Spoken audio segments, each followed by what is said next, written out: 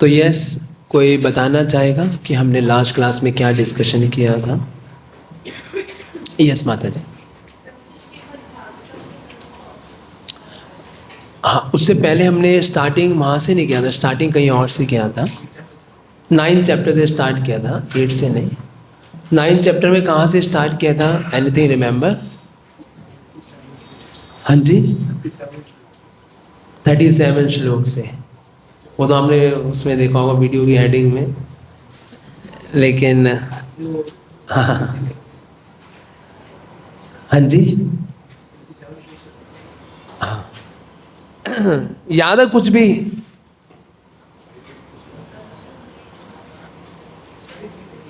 हाँ जी,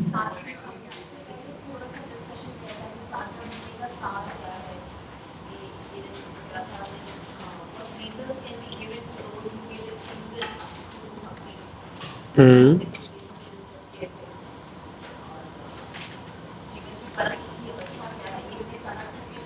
ये हमने बेसिकली चतुश्लोकी गीता से स्टार्ट किया था, है? हाँ सॉरी, चतुश्लोकी गीत वो भागवतम से। और उसमें हमने ये बताया था कि भगवान ने बोला था ब्रह्मा जी को कि आप कैसे गर्वित नहीं होंगे। क्यों गर्वित नहीं होंगे? आप ऐसा क्या करोगे कि आप गर्वित नहीं होंगे?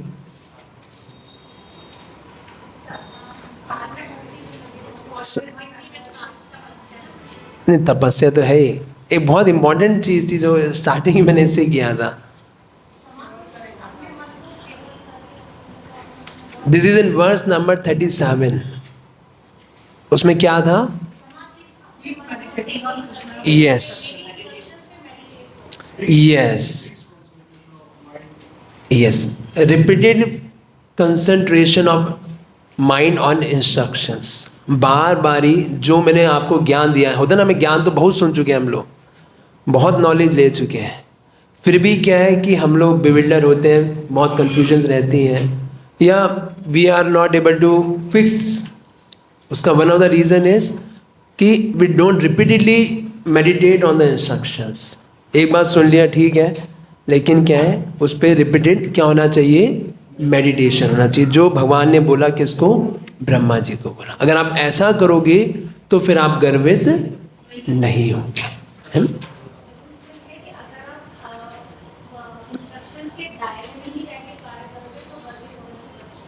यस, वही दायरे में कैसे रहता है व्यक्ति की बार बार उसको रिपीटेडली उस पर मेडिटेट करके उस पे ऊपर ध्यान लगा कर। फिर क्या चर्चा किया था हमने? फिर वो परंपरा में कैसे आया?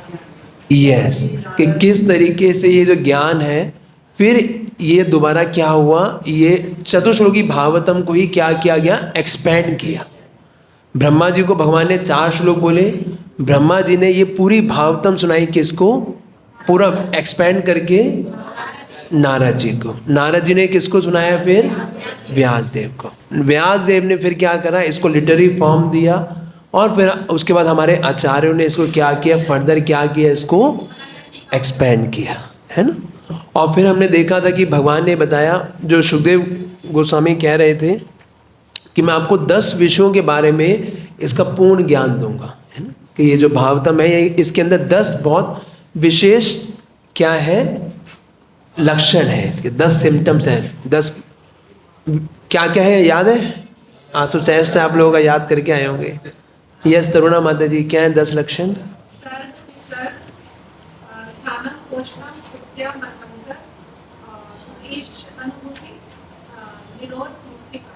हरि बोल, है ना? तो ये 10 विषयों के बारे में उन्होंने बताया कि भागवतम के अंदर ये 10 के 10 विषयों की चर्चा हुई है। और ये 10 विषय ऐसे नहीं है कि क्रोनोलॉजिकल ऑर्डर में है कि एक के बाद एक है। बहुत सारे विषयों की चर्चा फर्स्ट कैंटो में भी हुई है, और एक विषय तो सब में है कॉमन। वो क्या है?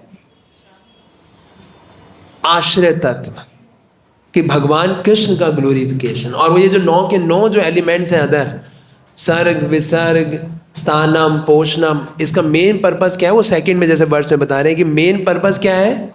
आश्रय तत्व को एस्टेब्लिश करना, उसकी गुणवत्ता को बढ़ाना, उसको स्थापित करना, है कि नहीं? तो ये हमने, और फिर हमने इसकी क्या किया था, इन सब की डेफिनेशन देखी थी कि किसकी क्या क्या डेफिनेशन होती है। ये हमने एक एक करके, कि कोई बोले भाई मुक्ति की क्या डेफिनेशन है, मैं मुक्त हो गया नहीं हो गया, कैसे बताओगे आप?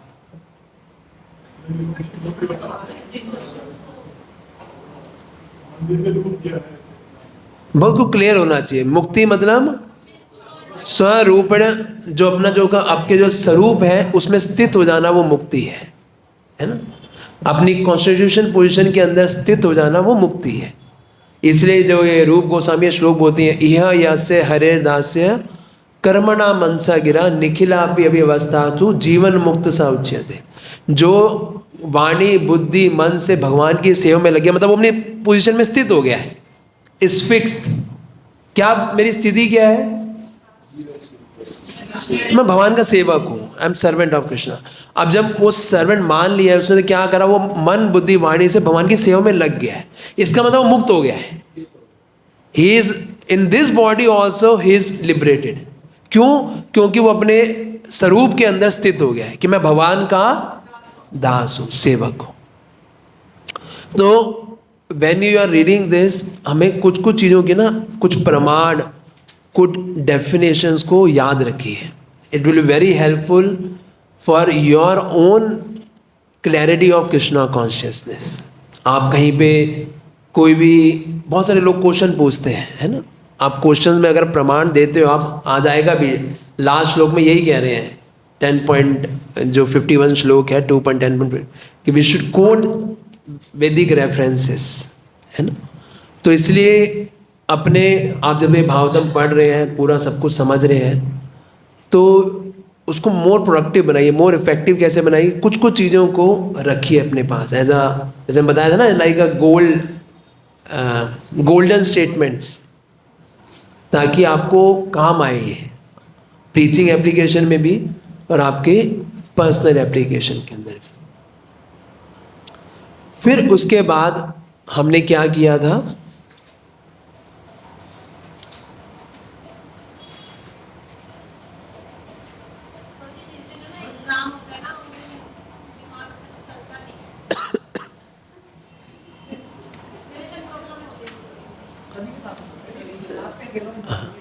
उसके बाद हमने जो परीक्षित महाराज ने जो क्वेश्चन पूछा थे, है ना, कि मुझे आप सर्ग और विसर्ग के बारे में विस्तार से बताइए, उसका आंसर देना सुखदेव गोस्वामी ने स्टार्ट किया। पहले उन्होंने सर्ग के बारे में बताया, कैसे महाविष्णु से ही सब कुछ आ रहा है, कैसे उन्होंने सारे एलिमेंट्स को क्रिएट किए, वो गर्भोदक्षाय विष्णु के रूप में है। जब उनकी सूंघने की इच्छा हुई तो नाक पैदा हो गए, जब उनकी सुनने की इच्छा हुई तो कान पैदा हो गए, जब उनके अलग अलग इच्छाएं जो प्रकट हुई तो उससे अलग अलग अंग और उनके देवता प्रकट हुए, है ना। जो हमने पढ़ा था ये आदि दैव, अध्यात्म और आदि भौतिक, शरीर के अंग, ये जो उसके देवता है, और आदि आध्यात्मिक, ये जो जीव है भगवान से निकल के दोबारा उसको ये शरीर प्रदान किया जाता है। तो किस तरीके से, अब ये सारी चीज़ें देखो, एक जस्ट एनालाइज करो। मुझे कल ही कोई, मैं बता रहा था कि हमारे हार्ट के अंदर, हमारा हार्ट एक मिनट के अंदर कम से कम 5 लीटर ब्लड को फ्लो करता है। हाँ, 1 मिनट के अंदर जो बीट्स होते हैं, मतलब, और क्या मशीन देखो कैसे चलती रहती है। और हमारे अगर सारी जो नसें हैं, अगर आप इसको निकाल दो तो ये वो बता रहे थे 1 लाख किलोमीटर के करीबन ये नसें हमारे बॉडी के अंदर लंबाई। अगर सारी नसों को आप जो वेन्स हैं अगर उनको निकाला जाए तो इतना 1 लाख किलोमीटर, मतलब यहाँ से लेके आप पूरी पृथ्वी कितने किलोमीटर होगी सारी मिला के, और वो सारा हमारे शरीर के अंदर है। सोचो ये शरीर अपने आप में कैसे सब चीज़ें चल रही हैं, ये भगवान के अपने आप में इतना बड़ा मैनिफेस्टेशन है ना। और ये सारा किसके थ्रू हुआ है, यही चीज़ को परीक्षित महाराज बता रहे हैं कि ये सारा क्या है, भगवान के द्वारा किस तरह से सारी चीज़ों को बांधा गया है। ये कृष्ण इज अ डू, वही एक क्रीड़ा के समान है। भगवान ने हमें प्रकट किया लीलाओं के लिए, और वही इस चीज़ का आनंद ले रहे हैं, और we are just enjoyed by Lord. तो इज ऑल लॉर्ड्स पाशन, सब कुछ भगवान की क्रीड़ा के समान है। तो ये सर्ग के अंदर है। अब जो आज हम जो डिस्कशन चालू करेंगे वो क्या है, विसर्ग के बारे में। तो 36 से लेके 37 तक है, 47 तक सॉरी, वो है विसर्ग। विसर्ग मतलब क्या है, सेकेंडरी क्रिएशन है ना, जो कि ब्रह्मा जी के द्वारा किया गया। तो आप जस्ट ट्रांसलेशन पढ़िए है ना, try to read the translation from 36 to 47 and try to find out किस तरह से भगवान ने, कोई अगर समझा सके आप कि कैसे ब्रह्मा जी ने, या कैसे ये सेकेंडरी क्रिएशन होती है, क्या बताया जा रहा है इसके अंदर। You don't have to read the purpose, just read the translation from 36 to 47। यद्यपि इन समस्त कार्यकलापों को उन पर कोई प्रभाव नहीं पड़ता, किंतु वे व्यर्थ से प्रतीत होते हैं, है ना। तो भगवान ही कभी कभी अपने दिव्य रूप में, बेसिकली यहाँ पे जो बताया जा रहा है, और यहाँ पे प्रभुपाद जी पर्पण में भी बहुत क्लैरिफाई कर रहे हैं चीज़ को, कि कभी कभी भगवान भी ब्रह्मा जी के रूप में आए थे। कोई ब्रह्मा जैसा कोई व्यक्ति नहीं मिलता जो कि वो हो, तो कभी कभी भगवान को भी वो दिव्य रूप लेना पड़ता है ब्रह्मा जी के रूप में। हाँ, और कभी कभी जो ब्रह्मा जी होते हैं वो जो होते हैं वो जीव तत्व होते हैं, जो कि भगवान ने लिखा है ना, पृथक होते हैं, पृथक अंश है, लिखा है ना परपट में, लास्ट में ये लिखा हुआ है यहाँ पे कि ऐसा बुद्धिमान पुरुष जो शिव भगवान के दिव्य कार्यों तथा बद्ध जीवों के कार्यों में भेद कर सकता है, वह भी कर्मफल में नहीं बनता। ब्रह्मा विष्णु तथा शिव के रूप में शिव भगवान प्रकृति के 3 गुणों का संचालन करने वाले हैं। विष्णु से ब्रह्मा और ब्रह्मा से शिव उत्पन्न हुए हैं। कभी कभी ब्रह्मा भगवान विष्णु के पृथक अंश होते हैं, तो कभी ब्रह्मा स्वयं भगवान श्री विष्णु होते हैं। हाँ, कि कभी कभी भगवान अपना खुद का एक्सपेंड करते हैं अपना आपको विष्णु, ये ब्रह्मा जी के रूप में, क्योंकि ब्रह्मा जी बनने के लिए भी क्वालिफिकेशन चाहिए ना, कि किसी ने क्या क्वालिफिकेशन पता है, किसी को याद है? नहीं, 100 अश्वमेध में यज्ञ तो आप इंद्र बन जाते हो। 100 जन्मों तक अगर किसी ने ब्रह्मचर्य का पालन किया है, वर्ण आश्रम का पालन किया, तो वो क्या है, ब्रह्मा जी बन सकते हैं। तो अगर कोई ऐसा व्यक्ति मिला ही नहीं, और भगवान को क्रिएशन तो करना ही है, वो तो रुकेगा नहीं, तो भगवान खुद अपना एक्सपैंड करके किसके रूप में आए थे, ब्रह्मा जी के रूप में आए, है ना। तो वही चीज़ यहाँ पे बताई जा रही है। वो इसमें लिखा है, मैंने नहीं बोला, ये सब बुक में लिखा हुआ है कि ब्रह्मा जी से शिव जी आते हैं, है ना। मिल गया जी, यही तो बताया अभी। हाँ,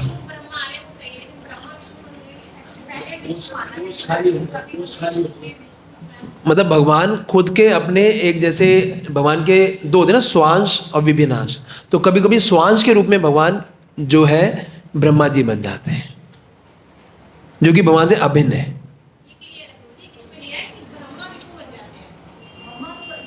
ब्रह्मा स्वयं भगवान श्री विष्णु होते हैं, ये लिखा है ना।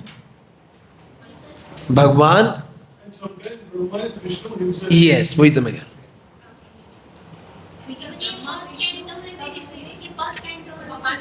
हाँ जी, हाँ, बहुत जगह मिलेगा, ऐसा नहीं है। और फिर जो ब्रह्मा जी क्रिएशन कैसे करते हैं, यहाँ पे लिखा हुआ, हे राजन, मुझसे यह जान ले कि सभी जीवात्मा अपने विगत कर्मों के अनुसार परमेश्वर द्वारा उत्पन्न किए जाते हैं। इनमें से ये सभी सम्मिलित है, यथा ब्रह्मा तथा उनके दक्ष जैसे पुत्र, वैवस्त मुनु जैसे सामयिक प्रधान, इंद्र, चंद्र तथा वरुण। तो ये पूरा मिश्रण दिया हुआ है कि किस तरीके से ये सारे जो हैं, सारी योनियाँ जो हैं ये प्रकट होती हैं। और ये लिखा है लास्ट में, ये सभी अपने पूर्व कर्मों के अनुसार परमेश्वर द्वारा सृजित होते हैं, है ना, by their own previous activities. ये Krishna is empowering Brahma and who is creating this things. जी बोलिए। देखने में तो लग सकता है कि ब्रह्मा जी से शिव जी की उत्पत्ति होती है। जी, मतलब हम लोगों ने सुना है और पढ़ा है कि जो शिव जी हैं, जैसे दूध में विकार आने से नहीं बनता है, उसी प्रकार भगवान स्वयं से, भगवान कृष्ण से ही शिव जी को चेंज आता है, वही उन्हीं से ही बनते हैं, और यहाँ ब्रह्मा से उत्पत्ति दिखा रहे हैं। तो ये अच्छा, वरा भगवान किससे आए थे? भरत भगवान की नासिक को तो भगवान आ सकते हैं ना जब, आते दिख रहे हैं। हाँ, तो उसी से उत्पन्न हुए थे, तो क्या बड़ी बात है भगवान के लिए कि ब्रह्मा जी से शिव को उत्पन्न करवा दिए। तत्व के हिसाब से हम बहुत चीज़ें देख सकते हैं। अब यशोदा माई से भी तो भगवान आया, स्वयं भगवान परम पिता परमेश्वर आया है। यस, हाँ, तो भगवान वो तो अलग अलग किस तरीके से है, भगवान की मर्जी है किस तरह से भगवान उसको उनको लेके आना चाहते हैं। क्या बड़ी चीज़ है भगवान के लिए, है ना, किसी से भी उत्पन्न करा दें। लेकिन वो आने का मतलब तो ये अवतार ले रहे हो अपने शिव जी। शिव जी का बहुत स्पेशल तत्व है, उसे शंभु तत्व बोलते हैं, कि जो कि इस जस्ट कृष्ण है उसमें विकार आ गया है। जैसे दही और उसका देते हैं कि इसलिए is also worshipable, is very worshipable, है ना। तो वो चीज़ है, तो यहाँ पे इसी चीज़ को बताया जा रहा है। और प्रभुपाद जी परपट में कह रहे हैं कि भगवान की बहिरंगा शक्ति, ये लिखा है सेकंड पैराग्राफ में, कि परमेश्वर की बहिरंगा शक्ति के वशीभूत होकर ब्रह्मा से लेकर एक शूद्र चींटी तक के सारे जीव अपने पूर्व कर्मों के अनुसार विभिन्न शरीर धारण करते हैं, है ना। और फिर प्रभुपाद जी इसका उत्तर दे रहे हैं कि कुछ जीवात्मा जीवन की उच्चतर स्थिति में अपेक्षितया सुखी हैं, तो कुछ दुखमय स्थितियों में जीवन बिताते हैं, किंतु वास्तव में इनमें से कोई भी भौतिक जीवन में सुखी नहीं है ना। कोई हो सकता है बड़े बड़े जैसे जेफ बेजोस है, और ये क्या नाम है जो वर्ल्ड के रिचेस्ट व्यक्ति हैं, चाहे है एलन मस्क है, और ये क्या नाम है इसका मार्क जुकरबर्ग, और ये सारे लोग, हो सकता है वर्ल्ड के सबसे रिचेस्ट व्यक्ति हो, और हो सकता है कोई व्यक्ति गरीब हो जो खाने का कुछ नहीं, दोनों ही बद जीवन में बद्ध है। कैसे? बंदी जीवन में कोई सुखी नहीं रह सकता, भले ही वह प्रथम श्रेणी का कैदी हो या तृतीय श्रेणी का कैदी हो, है तो कैदी, है तो इस भौतिक जगत के अंदर ही बंधे हुए। बुद्धिमान मनुष्य को चाहिए कि वह तृतीय श्रेणी की बंदी जीवन से प्रथम श्रेणी के बंदी जीवन में उन्नत किए जाने की अपेक्षा ना करे, अपितु बंदी ग्रह से ही मुक्त होने का प्रयत्न करे। पूरा का पूरा संसार देखोगे तो यही कर रहा है, बस वो क्या कर रहा है, अपनी जेल को अपग्रेडेशन कर रहा है कि मैं सी ग्रेड जेल में हूँ तो मैं बी ग्रेड में आ जाऊँ, या फिर मैं ए ग्रेड में आ जाऊँ। रहेगा तो फिर भी जेल में ही ना, बंदी तो निकल नहीं सकता किसी भी तरीके से, है ना। तो मुक्ति तो किसी भी प्रथम श्रेणी के कैदी में उन्नति हो सकती है, किसी की भी, किंतु अगली अवधि में उसे तृतीय श्रेणी में फिर जाना पड़ सकता है। मनुष्य को चाहिए कि वह बंदी जीवन से मुक्त होने और शिव भगवान के धाम वापस जाने का प्रयास करे। समस्त प्रकार के जीवों के लिए यही वास्तविक गंतव्य है। सच रियलिटी प्रभुपाद हैज रिटन, जीवन का बिल्कुल एकदम सत्य जैसे है ना, एकदम बौद्धिक जगत में कहीं भी रहे, वो भी कह सकते हो हाँ भाई कोई स्वर्ग के लिए वो कर रहा है एस्पायर, कि वो भी इतने ऊपर जाके दोबारा उसको सड़ना तो पड़ेगा ही, दोबारा आना पड़ेगा उसे। हाँ, लिखा है कि सभी जीव अपने अपने पूर्व कर्मों के अनुसार जन्म पाते हैं। जी, जैसे आपने भगवान अपनी इच्छा से सृष्टि का निर्माण करते हैं, कि भगवान की इच्छा से सब कुछ हो रहा है। हाँ और भगवान भाई, मैंने पिछले जन्म में जो मैंने कार्य किए थे उसके अनुसार ही तो मुझे अगला जन्म मिलेगा।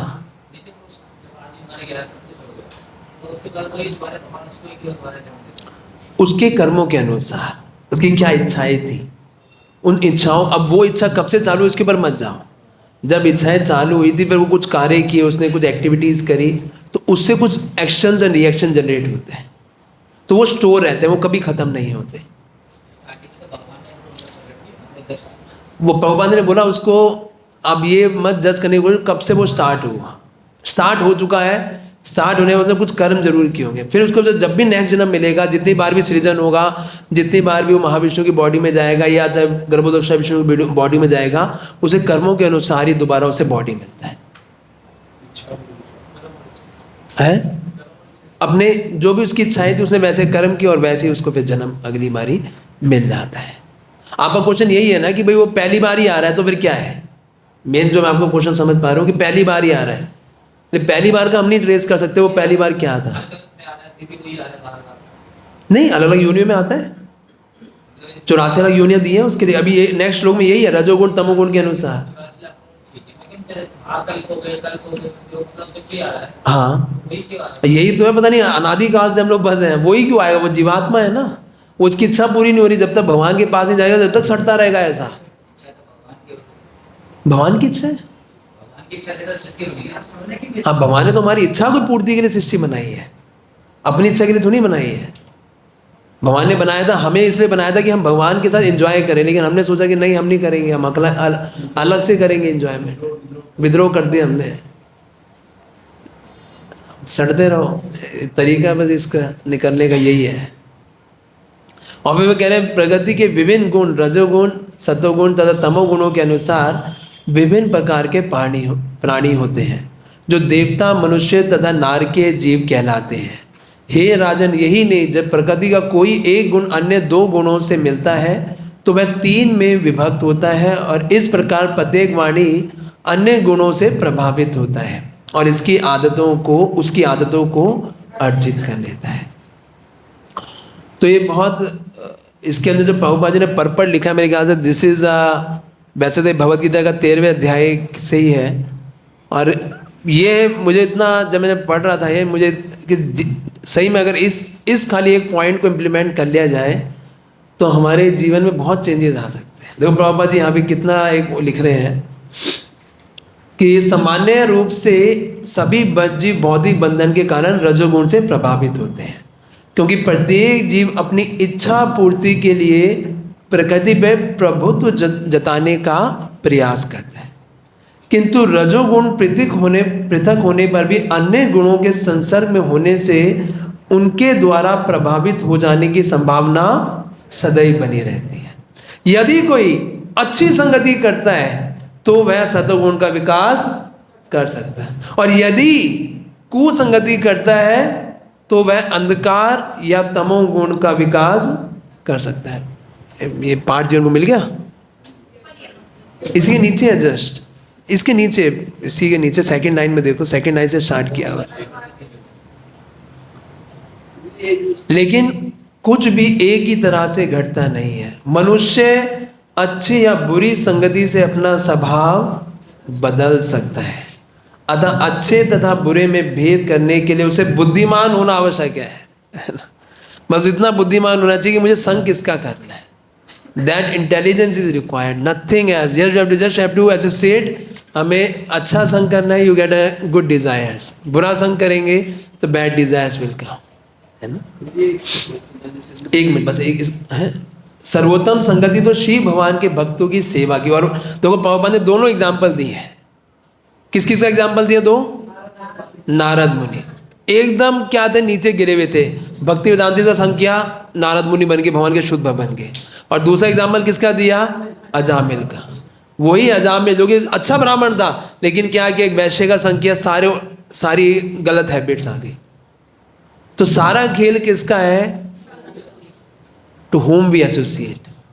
इसे लिखा है यहाँ पे कि व्यक्ति को, मनुष्य अच्छी या बुरी संगति से अपना स्वभाव बदल सकता है ना।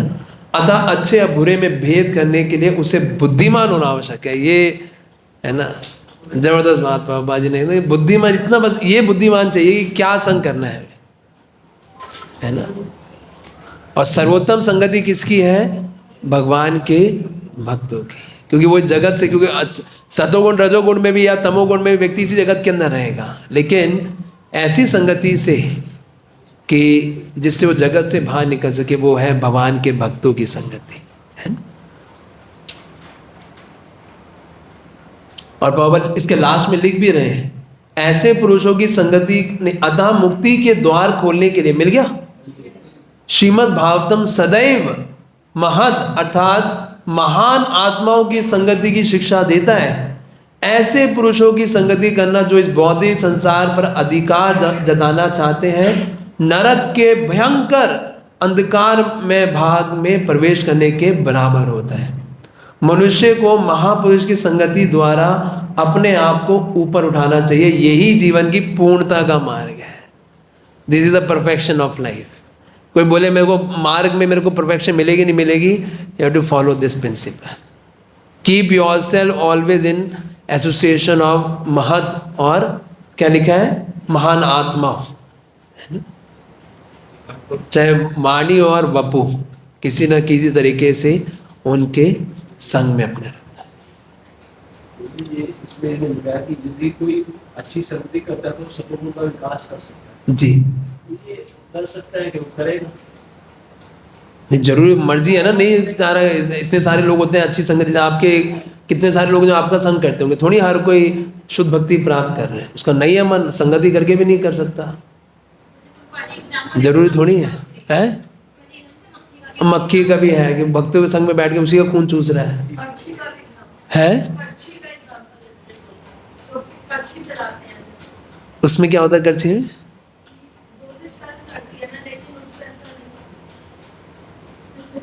नहीं, असर तो पड़ता है भाई, पूरी सब्जी चिपक जाती है उसके तो इट अफेक्ट्स, है कि नहीं?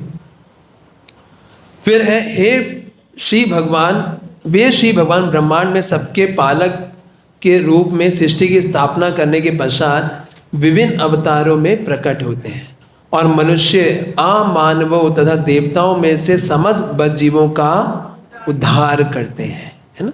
तो वही भगवान जो है परम, ये क्या बोलते हैं, विष्णु के रूप में प्रकट होकर भगवान क्या करते हैं, इस पूरे जगत का मेंटेनेंस वो भगवान देखते हैं।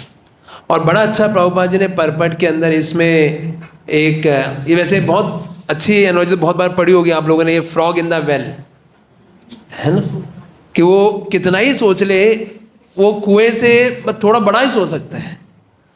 हम भी अगर जितना मर्जी सोच लें, जितना मर्जी कर लें, कितना सोच सकते हैं कि भगवान क्या कैसे कर रहे हैं, क्योंकि हमने देखा हमारा स्पेयर इतना लिमिटेड है। हमने जो थोड़ी चीज़ें देखी है जगत के अंदर, पूरा ब्रह्मांड कैसे चल रहा है, क्या हो रहा है, यू कांट इमेजिन, है ना। और वही प्रभुपाद है, कूप लास्ट में लिख रहे हैं, कूप मंडूक सभी समुद्र के विषय में सोच भी नहीं पाता। जब ऐसे मेंढक को समुद्र की विशालता की जानकारी दी जाती है तो उसकी बुद्धि से में यही सोचता है कि समुद्र कुएं से थोड़ा ही बड़ा होगा। इस तरह जो ईश्वर के दिव्य ज्ञान को नहीं जानता वह मुश्किल से समझ पाता है कि भगवान श्री विष्णु किस प्रकार जीवों के प्रत्येक समाज में समान रूप से प्रकट होते हैं, है ना। कैसे भगवान पूरी सृष्टि बना रहे हैं, कैसे भगवान कर रहे हैं, इट्स वेरी डिफिकल्ट। क्यों देखा ही इतना लिमिटेड है, स्पेयर है, कैसे समझ पाएंगे उस चीज़ को। आगे उसके अंदर अगले में हम लोग पढ़ेंगे, शिव जी का वीर्य है, वो इतना फैल रहा है, उसको सोने के पहाड़ पर हमें सुनते इमेजिन ही होता ये चीज़। अब रामायण पढ़ो, उसमें अगर उसमें बंदरों की संख्या पढ़ो आप, है ना, मतलब इतनी संख्या वो बंदरों की, मतलब ट्रिलियन, पता नहीं कहाँ ऊपर चले, मतलब 10 to the power 15 में चली जाती है। अभी वर्ल्ड की पॉपुलेशन 10 to the power 9 तक है, बिलियन में है ना, हाँ 10 to the power 9 तक है, वो 10 to the power 15 बंदरों की खाली पॉपुलेशन थी। और उन सारे बंदरों को भगवान राम पुष्पक विमान में बिठा के उनको वहाँ लेके आए अयोध्या में। भगवान का दहेज का जब बोलते हैं ना, 10,000 उनको मिले, रथ मिले, 10 गुना ये मिले, वो मिले, इतनी दासियां मिली, और एक के साथ इतनी लाखों करोड़ों दासियां आ रही है, तो उसमें कितनी वो रहती होंगी, कहाँ खाती होगी, क्या कौन था उनका कुक जो बनाता था इतना सब कुछ, है ना, कैसे होता हो, मतलब अनइमेजिनेबल चीज़ें हैं वो। हमारे लिए वही है, मंडूक के समान है ना, कूप मंडूक की, इमेजिन ही नहीं कर सकते इस चीज़ का। तत्पश्चात युग के अंत में श्री भगवान स्वयं संहार करता रुद्र के रूप में संपूर्ण सृष्टि का उसी तरह विनाश करेंगे जिस प्रकार वायु बादलों को हटा देती है, मतलब बिल्कुल साफ कर देंगे, एकदम पूरा जगत क्लियर एकदम रुद्र के रूप में आके भगवान ये सारा करते हैं। और फिर उसके बाद बड़े बड़े तत्वज्ञानी पूर्ण पुरुषोत्तम भगवान के कार्यकलापों का ऐसा ही वर्णन करते हैं, किंतु शुद्ध भक्त दिव्य अवस्था में ऐसे रूपों से बढ़कर महिमामय वस्तु देखने के अधिकारी होते हैं। लेकिन भक्तों को बहुत ज़्यादा इंटरेस्ट नहीं आता इन्हें कृष्ण, आगे 2-3 वर्ष बाद आएगा, शौनक ऋषि बोलेंगे बंद करो इसे, आप कुछ और बताओ। है ना, बहुत हो गया क्रिएशन, बार बार वो पद्मकल्प है ना, तो सूद गोस्वामी को बोलेंगे वो बताओ जो आपने पहले बोला था विदुर मैत्रेय, बोर हो गए सुन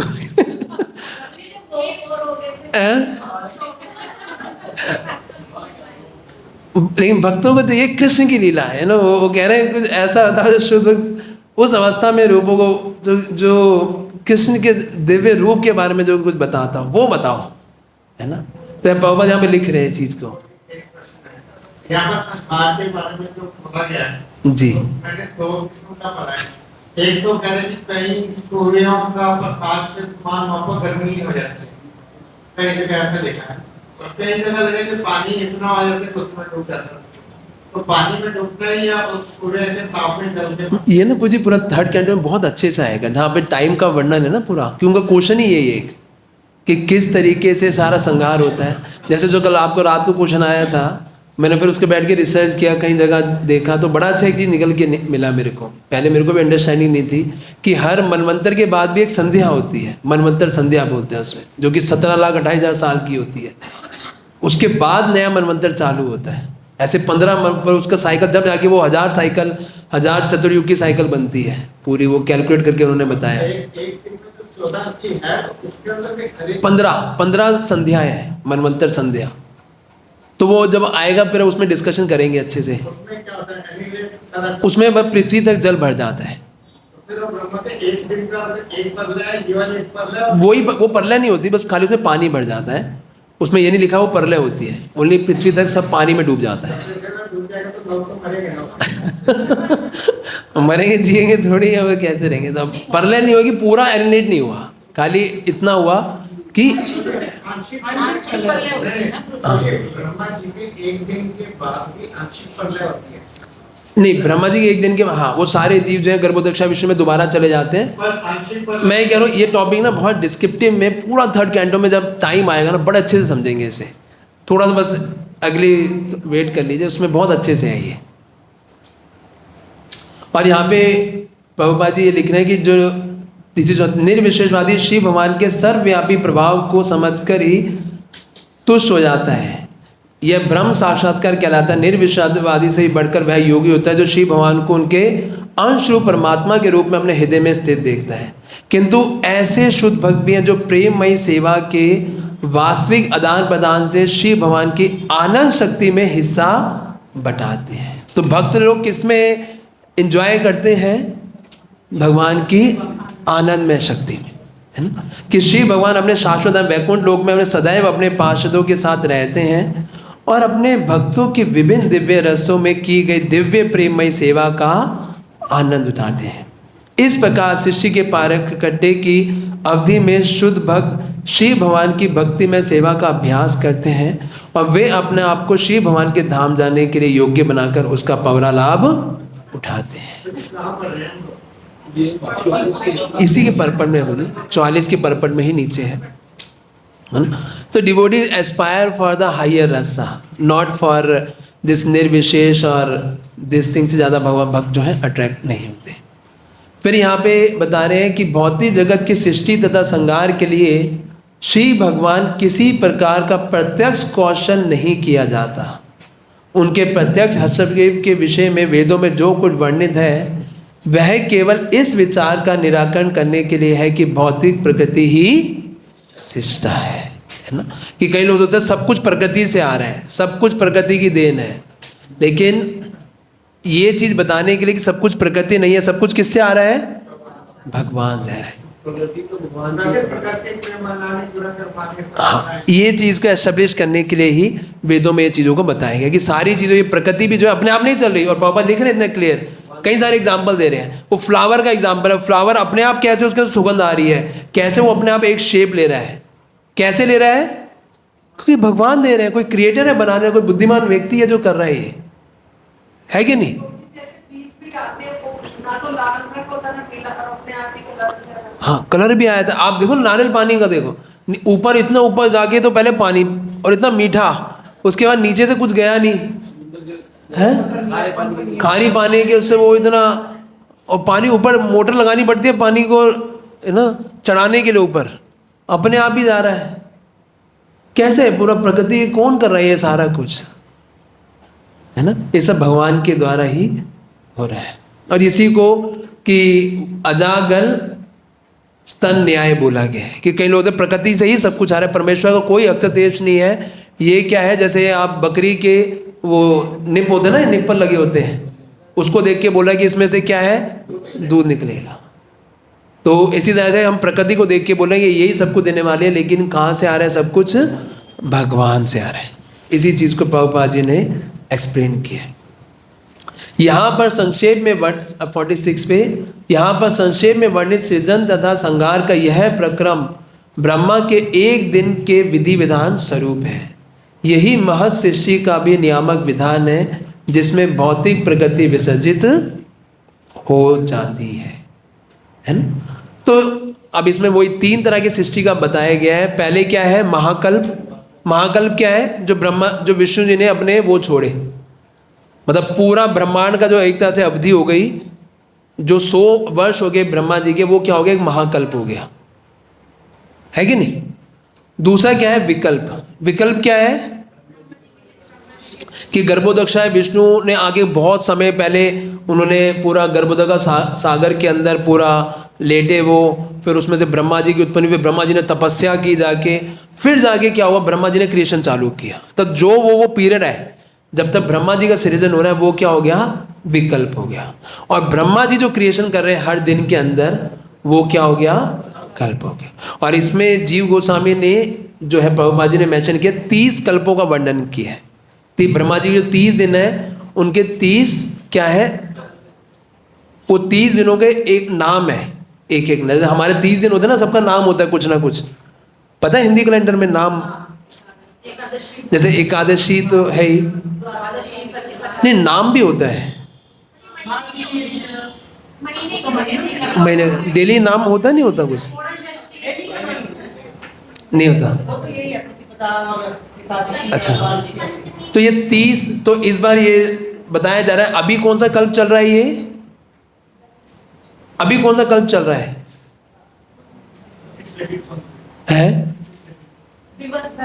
कल्प, कल्प ये 30 कल्प है ना। अरे कोई वो थोड़ी लगी हुई नहीं, वो मनवंतर है, वो 28वां साइकिल है, नॉट मनवंतर। मनवंतर तो एक ही है, ववस्त मनु, उसकी 28वीं चतुर्युग साइकिल है ये उसके अंदर। लेकिन ये जो पूरा मनवंतर जो चल रहा है, ये ववस्त मनु आ रहे, कौन से कल्प के अंदर आ रहे हैं? 15 में होगा ना, 15 में आधी आयु हो गई ब्रह्मा जी। नहीं, कल्प आयु के बाद भी 30 दिन तो रहेंगे ना। आपने परपट नहीं पढ़ा क्या? अभी ये जो चल रहा है सबसे पहला कल्प है, इसको बोलते हैं श्वेत कल्प। अभी ये श्वेत कल्प पहला दिन अभी क्या हुआ है, ब्रह्मा जी के 50 साल पूरे हो चुके हैं। जैसे हमने पढ़ा होगा ना, नील माधव रहते हैं 50 साल तक, और फिर उसके बाद जगन्नाथ जी आते हैं। तो अब ये क्या है, ब्रह्मा जी के 50 साल पूरे हो चुके हैं, ब्रह्मा जी का 51वां साल चल रहा है। 51वें साल का ये पहला दिन है, the first day of Brahma in the first 51st year, मतलब क्या पहला दिन है। और उसके अंदर 7वें मनवंतर के अंदर 28वां चतुर्युग चल रहा है। श्वेत वराकल्प है, ये श्वेत कल्प वही वराकल्प, वही एक ही नाम है, लिखा है ना, दोनों एक ही नाम है। और ये पाद्मकल्प, पद्मकल्प, पद्मकल्प तो अभी वो होता है जिसमें सारे प्लैनेट जो है, उसमें जीव गोल में पढ़ रहा था जब ये, तो उसमें लिखा हुआ है कि वो प्लैनेट जो है लोटस फॉर्म ले लेते हैं, पद्म। वो ब्रह्मा जी का लास्ट दिन था, लास्ट जो 50 साल पहले का था। अब जो चल रहा है दैट इज द श्वेत वराह कल्प, कि जिसमें ब्रह्मा जी जो है पहला दिन है 51वें साल में, और इसके 28वें 7वें मनवंतर के अंदर 28वां चतुर्युग ये चल रहा है, उसका कलयुग है ये। लाइन है, इसलिए वराकल्प को पाद्मकल्प भी कहते हैं। 4th लाइन कहाँ पे लिखा है माता जी? परपट में 4th लाइन, स्टार्टिंग से हाँ छोटा सा ही तो है ना, ये 47 के परपट। इसलिए बड़ा कल्प को पाद्म कल्प भी कहते हैं। 46 में तो कोई कल्प का नाम लिखा है ना, 47 46 में तो सारे कल्पों का नाम दिया हुआ है ना। हाँ, तो ये राखी उसके नेक्स्ट वाले में आगे चलकर मैं काल के स्थूल तथा सूक्ष्म रूपों की माप का उनके विशिष्ट लक्षणों सहित वर्णन करूंगा, किंतु इस समय मैं तुमसे पद्म कल्प के विषय में कहना चाहूंगा। इसमें लिखा ब्रह्मा के कल्प की वर्तमान अवधि वरा कल्प अथवा श्वेत वरा कल्प कहलाती है, क्योंकि श्री भगवान का वरा अवतार ब्रह्मा के सृजन के दौरान हुआ था और ब्रह्मा का जन्म श्री विष्णु के नाभि कमल से हुआ था। इसलिए इस वरा कल्प को पद्म कल्प भी कहते हैं। 3 नाम हो गए इसका। सॉरी यस, हाँ 3 नाम होगी भगवान के, या तो जो कमल से वो उत्पन्न हुए तो इसको पद्म कल्प भी कहते हैं। और श्रीमद् भागवतम के प्रथम भाष्यकार श्रील श्रीधर स्वामी का अनुसरण करते हुए श्रील जीव गोस्वामी तथा श्रील विश्वनाथ ठाकुर जैसे आचार्यों ने इसकी पुष्टि की है। अतः ब्रह्मा के वरा कल्प तथा पद्म कल्प में कोई विरोधाभास नहीं है, तो आचार्यों ने भी इसकी पुष्टि की है। तो यहाँ तक ये क्या है, पूरा विसर्ग का वर्णन किया कि कैसे भगवान ही जो है ब्रह्मा विष्णु महेश के रूप में सारा कार्य कर रहे हैं और भगवान अलग जीवों को उत्पन्न करते हैं, ब्रह्मा जी उनके विगत कर्मों के अनुसार, है ना। ये हमने पढ़ा और किस तरीके से ब्रह्मा जी जो है यहाँ पर जो है ये पूरा सृष्टि का नियामक विधान को पालन किया जा रहा है। अब 48 से 51 तक है कि किस तरह से शौनक आदि ऋषि जो है वो विदुर मैत्रेय संवाद के बारे में इंक्वायरी करते हैं। एक गाड़ी है 4779, कोई आया इस गाड़ी में?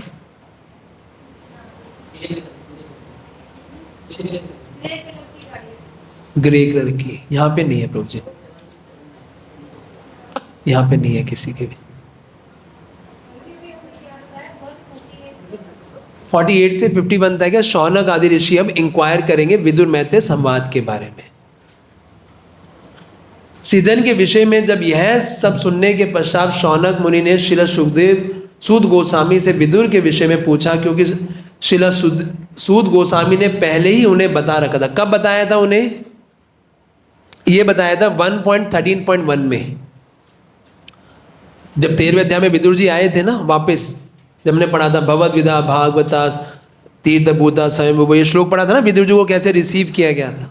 वहाँ पे सुदेव सूत गोस्वामी ने बताया था कि विदुर और मैत्रेय का संवाद के बाद वो वहाँ पे आया यहाँ पर। तो इसलिए ये कह रहे हैं आपने पहले बताया था कि विदुर मैत्रेय का कुछ संवाद होता, दोबारा वही बताओ। तो चेंज कर दिया टॉपिक पूरा कि भाई एक वो कह रहा मैं पद्म कल्प के बारे में बताता हूँ, वो मैं बताऊँ, वो बताओ, बहुत हो गया। उसमें इसकी कमेंट्री में वो Vishwanath they become bored of hearing too much creation, you know, कि वो सुन सुन के they want some change now, उनको कुछ चेंज चाहिए था कि क्या हो। क्योंकि श्रील सूत गोस्वामी ने पहले ही बताया विदुर ने किस प्रकार अपने उन परिजनों को छोड़कर गृह त्याग किया था जिनको छोड़ पाना बहुत ही दुष्कर होता है। शौनक मुनि ने कहा आप हमें बताइए कि विदुर तथा मैत्रेय के बीच अध्यात्म कौन कौन सी चर्चा हुई, विदुर ने क्या पूछा और मैत्रेय ने क्या उत्तर दिया था। कृपया करके हमें यह भी बताएं कि विदुर ने अपने कुटुंबियों को क्यों छोड़ा था और वे पुनः घर को क्यों लौट आए। तीर्थ स्थानों की यात्रा के समय उन्होंने जो कार्य किए उन्हें भी बतलाएं।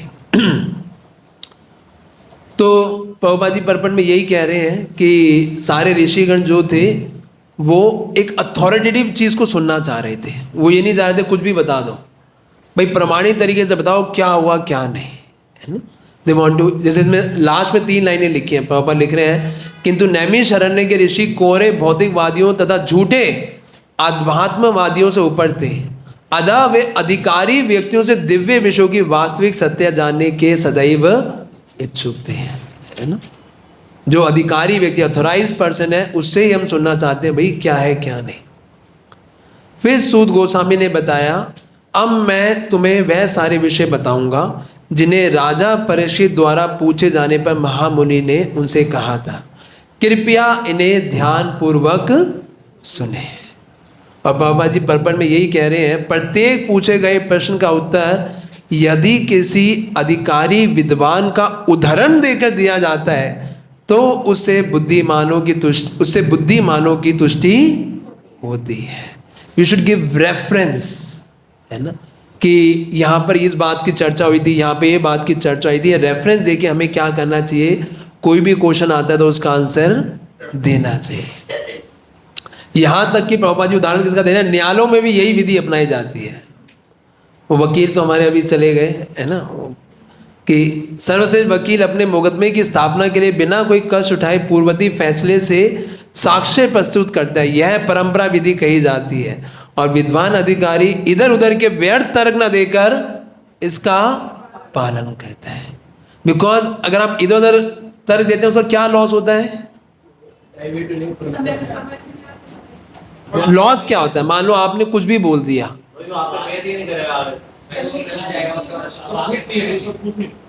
कोई बुद्धिमान व्यक्ति समझेगा कि मेरे को मूर्ख बना रहा है। मुझे मूर्ख बना रहा है, पहला तो ये आ जाएगा उसके मन में। और क्या हो सकता है, अगर आप रेफरेंस देके बिना आपने बोल दिया, विश्वास भी, चलो फेथ भी हिल सकता है, ऑथेंटिसिटी प्रूव नहीं कर सकते, होगा क्या उससे नहीं प्रूव होने से,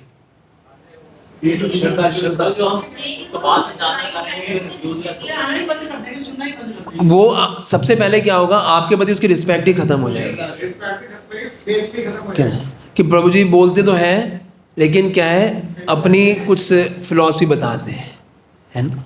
लोग अगर मान लो अगर नहीं हो तो what is the way out, अगर आपको पता ही नहीं है, I will check it and let you know. लेकिन इफ यू टेल समवन कि ये ऐसे ही होता है विदाउट एनी रेफरेंस और कल को वो गलत प्रूव हो गया तो वो बिल्कुल ही आपका उसका श्रद्धा ही खत्म हो जाता है। तो is always better to give reference कि हम लोग यहाँ पे बताया जा रहा है। या हमें चाहिए कि हम परमेश्वर की आज्ञा माने, क्योंकि प्रत्येक वस्तु में बिना किसी अपवाद का उनका हाथ है। इस प्रकार श्रीमद् भागवतम के 2 स्कंद के अंतर्गत श्रीमद् भागवतम सभी प्रश्नों का उत्तर नामक 10वें अध्याय के भक्ति वेदांत तात्पर्य पूर्ण हुए। श्रीमद् भागवतम की जय। यस प्रभु जी। ये कैसे पता लगे, जैसे कि वेद व्यास की या सुखदेव गोस्वामी कथा सुना रहे हैं जी, उनको कैसे पता लगेगा कि कोई व्यक्ति यात्रा में गया, काम में गया, उसने क्या क्या किया, कथा सुनाने वाला कैसे बता पाएंगे, ये थोड़ा विदुर कहाँ गए, हाँ, जब तक विदुर ही नहीं बताएंगे तो एक कथा का कैसे बता सकते हैं, ये जानना चाह रहा हूँ। क्योंकि अब ये सवाल पूछ रहे थे कि आप मेरे को इनके बारे में बताइए कि उन्होंने वहाँ अब ये सोचिए, परीक्षित के पहले से, बर्थ होने से पहले ऋषि मुनियों ने बता दे कैसे मारे जाएंगे। दे हैव दैट आई, वो तो श्राप था ना, श्राप से मारे पूरी की पूरी वैदिक नॉलेज जो है व्यास देव को पूरा रिवील हुआ था कैसे, when he went to trance, whole Bhagavatam कैसे क्या क्या होगा, सारे पुराण कैसे, जब तो ऋषि मुनियों के पास दे हैव दैट त्रिकालदर्शी power, they know what is going to happen, उनको पता होता था ये चीज। They are specially empowered by the Lord, जिनको ये सारी चीज़ें पता होता था। तो just will take in 5 minutes a quick recap. हमने पूरे सेकंड कैंटो में क्या किया है, तो फर्स्ट चैप्टर से हम लोग स्टार्ट करते हुए, ताकि एक फ्लो हमें एकदम क्लियर हो जाए। And then 10 minutes will discuss about the presentation जो आप लोगों का भी आगे होगा, एंड सम नॉर्म्स जो कि मैं दोबारा रिवाइज करना चाह रहा था ताकि हम लोग विल बी ऑन ट्रैक।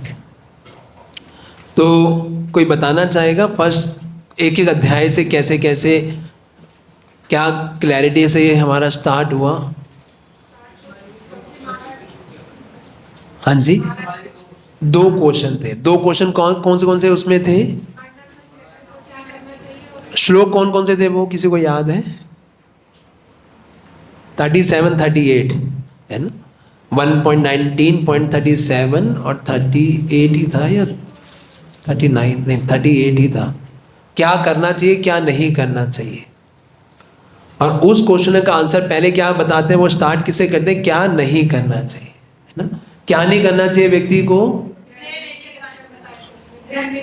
गृह मेदी नहीं बनना चाहिए, सबसे इम्पोर्टेंट है श्रोतव्य ध्यानी राजेंद्र, उसको अपने कर्णों को भौतिक विषयों में सुनने में नहीं लगा देना चाहिए, है ना। He should not waste his life energy in, अब लिख क्यों रहे, मतलब तो सब पता ही होगा ना हम लोग को, अब जस्ट डिस्कस कर रहे हैं, मतलब आप सबको हमने पढ़ा ही होगा। और फिर उसके बाद क्या करना चाहिए उसे, तस्मा सर्वात्मा भारता श्रोतव्य कीर्तितव्य, तस्मात् भारत सर्वात्मा भगवान ईश्वरो हरि श्रोतव्य कीर्तितव्य स्मर्तव्य इच्छताभ्याम। उसे क्या करना चाहिए, भगवान के विषय में चर्चा करना चाहिए। और जीवन का लक्ष्य क्या है, अंते नारायणः स्मृति। और फिर सुखदेव गोस्वामी कह रहे हैं कि मेरा भी यही प्रूफ है, मैंने खुद भी ऐसे ही भगवान को पाया था, है ना, वो खुद का प्रूफ दे रहे हैं वो। और फिर उसके बाद क्या हुआ था कि वहाँ पर वो बताते हैं, खटवांग महाराज का एग्जाम्पल देते हैं कि किस तरीके से कोई व्यक्ति भगवान के विषय में केवल अगर थोड़ा भी समय है, अगर वो पूर्ण चेतना से कृष्ण में अगर लगा लेता है तो वही जगत से क्या हो सकता है, वो मुक्ति प्राप्त कर सकता है। फिर उसके बाद क्या था कि किस तरीके से ये चीज़ होगी, है ना, वो पूरा किस तरह से कोई व्यक्ति इस सारी अटैचमेंट से मुक्त हो सकता है ना। उसको पूरा अष्टांग योग के बारे में पूरा बताया गया वहाँ पे। फिर अष्टांग योग में सबसे पहला क्या है, भगवान के विराट रूप के बारे में मेडिटेशन। जिन लोगों को भगवान से कोई लेना देना नहीं है, कम से कम भगवान के इस रूप में तो मेडिटेट करें कि कैसे पूरी सृष्टि भगवान से आ रही है। जैसे हम बताते हैं ना, पूरा पहला सेशन ही लेते हैं डिवाइस का, हमने बताया था उसमें कि कैसे देखो भगवान को सबसे पहले समझने के लिए मानो पूरी सृष्टि चल कैसे रही है। क्रिएशन इम्प्लाइज क्रिएटर, है ना, पूरा सृष्टि बताते हैं। तो उसी तरीके से सुखदेव गोस्वामी ने अपनी स्टार्टिंग किया इसी चीज़ से। हम मतलब एक ऑथराइज पाथ को पालन करें। डिवाइस का जो पहला सेशन है पूरा ऑथराइज है, इसका मतलब कि जो सुखदेव गोस्वामी ने लिया उसी पाथ को हम फॉलो कर रहे हैं। और फिर दूसरे अध्याय में वो स्टार्ट करते हैं किससे, कि कोई व्यक्ति अगर परमात्मा रूप में भगवान के ऊपर मेडिटेट करता है तो वो क्या है, इस जगत से निकल सकता है, सीधा भगवान के धाम जा सकता है, जहाँ से वापस वो कभी नहीं आता। परमात्मा रूप में मेडिटेट करके भगवान की उस जगत को जा सकता है कि नहीं। याद आ रहा है कुछ। और थर्ड के अंदर फिर वो कहते हैं देवी देवताओं की भी चक्रों में पड़ने की जरूरत नहीं है, ये सारे भगवान के ही क्या है, भगवान के लिम्स हैं और भगवान से ही सारे ये उत्पन्न होते हैं। इसलिए आप क्या करो, अकामा सर्व कामो वा मोक्ष कामा उदाहरति तीव्रेण भक्ति योगेन यजेता पुरुषम परम। आप क्या है, चाहे जैसी भी इच्छा हो, जो भी हो, आप क्या करो, भगवान के विषय में चर्चा करो, भगवान के विषय में जानो। और फिर उसके बाद शौनक आदि ऋषि जो है वो सूत गोस्वामी को इंस्पायर करते हैं भगवान के बारे में सुनने के लिए। और वो पूरा अलग अलग लिम्स के बारे में बताते हैं कि वो आंखें बिल्कुल बेकार है, अगर वो किसके समान है, मोर के पंखों आंखों के समान है जो उसमें होती है, अगर वो भगवान का दर्शन नहीं कर सकती। कि मतलब पूरा शरीर किसने मिलाई है हमें, भगवान के सेवा करने के, भगवान की सेवा में लगाने के लिए। और यहीं पे तीसरा चैप्टर खत्म हो जाता है। फिर परीक्षित जो है चौथे चैप्टर से क्वेश्चन पूछना शुरू करते हैं कुछ, कि किस तरह से भौतिक संरचना होती है, कैसे भगवान सब कुछ सृष्टि करते हैं, वो कुछ कुछ क्वेश्चन पूछते हैं। और उसका रेफरेंस देने से पहले सुखदेव गोस्वामी प्रार्थनाएं करते हैं बड़ी सारी, है ना, बोलने से पहले बहुत सारी प्रार्थनाएं करते हैं। और प्रार्थना बोलने के बाद वो रेफरेंस देते हैं किसका, कि ये सेम कन्वर्सेशन हुआ था किसके बीच में, नारद मुनि और ब्रह्मा जी के बीच। तो 5वें चैप्टर में फिर आता है वो 6 क्वेश्चंस जो नारद मुनि ने पूछे थे ब्रह्मा जी से, वही सेम क्वेश्चन जो परीक्षित महाराज ने पूछे थे, है ना। यद परम यद सृष्टम यद चा यद स्थानम यद रूपम यद, तो ये 6 क्वेश्चन वो पूछते हैं। और उसी 6 क्वेश्चनों का जो आंसर है ब्रह्मा जी जो है वो कहाँ पे देते हैं, पूरे 5th चैप्टर में, 6th चैप्टर में और फिर 7th चैप्टर तक पूरे इसके क्वेश्चन आंसर के आंसर दे देते हैं, है ना। कि किस तरह से पूरी प्रकृति दोबारा विराट रूप का वर्णन करते हैं, पुरुष सुख से बताते हैं किस तरह से भगवान जो है सारी सृष्टि के उद्गम है, सब कुछ भगवान से ही आ रहा है। वो 6वां चैप्टर जो इसी से चालू होता है पुरुष सुख से। कि ये ऋग्वेद में भी ये बताया हुआ है, मैं आपको वही बताता हूँ पूरा, है ना। वही कंफर्म हो गया उस चीज़ का कि सब कुछ जो है विराट पुरुष से ही सारी चीज़ आती है। फिर जब ये सुन लेता है परीक्षित महाराज, फिर 8वें में दोबारा क्वेश्चन पूछने लग जाते हैं। बहुत सारे क्वेश्चन पूछते हैं कि और विचार से बताइए, काल के बारे में बताइए, जीव कैसे उत्पन्न होते हैं बताइए, ये सारे क्वेश्चनों का मेरा आंसर दीजिए। वो क्वेश्चन पूछते हैं 8वें के अंदर, और 9वें के अंदर ब्रह्मा जी जो है उन्हीं क्वेश्चनों का आंसर देने से पहले क्या बता रहे हैं, क्या बता रहे हैं कि मैंने किस तरह से तपस्या करी, है ना। वो उदाहरण देते हुए बता रहे हैं कि उनको भगवान के किस तरह से दर्शन हुए, भगवान का पूरे वैकुंठ लोक के दर्शन हो गए हैं, भगवान ने हाथ मिलाया उनसे, और किस तरीके से भगवान ने उनको एम्पावर किया है पूरी सृष्टि क्रिएट करने के लिए, है ना। तो उसी क्वेश्चन का आंसर देते हुए चतुश्लोकी भागवतम। और उसके बाद आज हमने पढ़ा कि वो जो भागवतम है वो बहुत ही इंपॉर्टेंट विषय है, जिसके अंदर हम ये 10 चीज़ें पढ़ते हैं, और फिर उसके बाद विराट रूप का सर्ग विसर्ग और आगे पूरा है। याद हो गया 10 सेकंड कैंटो पूरा? यू कैन रिवाइज दिस, है ना। 5 मिनट के अंदर देखो पूरा सेकंड कैंटो हमने रिवाइज कर दिया, जस्ट इन 5 मिनट्स। तो इस तरीके से आप ये जो है अपने, और इसके ज़रूर आप लोग कुछ अच्छे थीम्स, अपने कुछ इंपॉर्टेंट पॉइंट जो आपको लगते हैं, अभी आपको अच्छा खासा 1 महीने का समय है ना। तो रिवाइज सम गुड थीम्स, कुछ आपको कुछ golden statements, golden purports, golden श्लोकास, उसके अच्छी थीम्स, उसके अच्छा कुछ बनाइए ताकि आप उसको पूरा अच्छे से यूज़ कर सकें। अच्छा कि आप लोगों को थोड़ा गैप मिला ताकि आप अच्छे उस पर मेहनत कर सकोगे, है कि नहीं। तो you can be better productive for the next canto. तो thank you very much for your patience and hearing. Now let us come for the presentation. Presentation का मैंने आप लोगों को बताया था, कल देख लिया था सबने, आप सबने?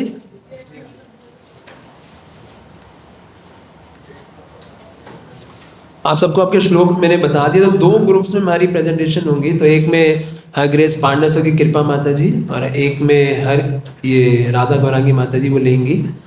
तो we will have a 4 this kind of presentation, 4 presentations होंगी। तो मैं एक बार याद हो, पूरे भक्ति विभाग कोर्स का कई लोग ने शायद बाद में भी ज्वाइन किया था, शायद उनको ओरिएंटेशन नहीं होगा, तो मैं एक बारी 2 मिनट के अंदर वो भी मैं सोचा था बता देता हूँ आप लोगों को। एक ही साइड के अंदर सब कुछ है ताकि देयर शुड बी नो दिखाई। ये लाइट बंद कर सकते हैं?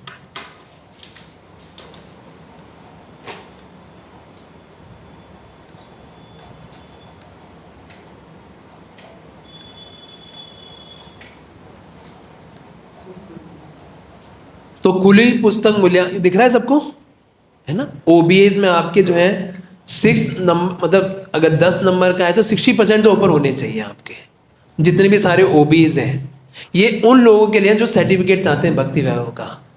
अगर नहीं चाहते तो कोई इश्यू नहीं है, you can come for hearing classes, no issue. ऐसा भी है फॉर्मेट में कि अगर कोई जो नहीं चाहते सर्टिफिकेट तो they can just come for hearing classes and they don't desire for the certificate. वो अपना श्रवण करें, वो भी भागवतम पढ़ रहे हैं, कोई इसमें इश्यू नहीं है। तो OBA जो है उसमें 60% चाहिए, CBA में 65% से ऊपर होने चाहिए। अगर आपका किसी में भी कम हो तो आप दोबारा उसमें रीपेयर होने का है, 3 बार तक रीपेयर हो सकते हैं आप, है ना। उसके बाद श्लोका परीक्षा में जो आपके 65% से ऊपर होने चाहिए 70 में से, और 70 श्लोक हैं। अभी तक हम कितने श्लोकों का टेस्ट दे चुके हैं? 28 का दे चुके हैं, है ना। तो हर 3 महीने में हम लोग ये करेंगे। फिर मौखिक प्रस्तुतियाँ, इसमें भी आपके जैसे 100 नंबर की प्रेजेंटेशन का कल हमने भेजा था, इसमें भी 65% से ऊपर होने चाहिए आपके प्रेजेंटेशन। प्रभु जो आप भागवतम क्लास देंगे, जैसे मैं यहाँ बैठी क्लास दे रहा हूँ, ऐसे आप सब लोग भी अब 35-35 मिनट की सबको क्लास देनी है, जो मैंने कल भेजा था आप लोगों को, है ना। तो उसमें 5-10 मिनट आपको क्वेश्चन आंसर के लिए मिलेंगे, और उसका और डिटेल में पूरा भी बताऊँगा वो कैसे होगा। तो ऐसी 4 क्लासेस जो है आपको देने का ही मौका मिलेगा। टोटल हमें 3 आवर्स पूरे करने हैं बेसिकली। उसमें होता है 20,000 वर्ड्स के OBA CBA। तो ये टीचर के पास वो रहता है कि वो किस तरह से उसको डिज़ाइन करना चाहता है, उसमें कुछ ऐसा लिमिट है कि आपको इतना करना है। और कक्षा में उपस्थिति एवं सहभागिता कि आपकी हर यूनिट के अंदर मिनिमम 75% होनी चाहिए। मतलब जैसे अब इस यूनिट के अंदर 6 क्लासेस थी, 6 क्लासेस में 75% कितना हो गया?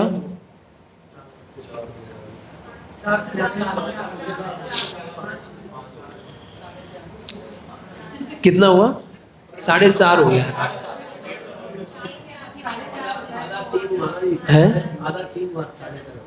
4.5 हो गया ना।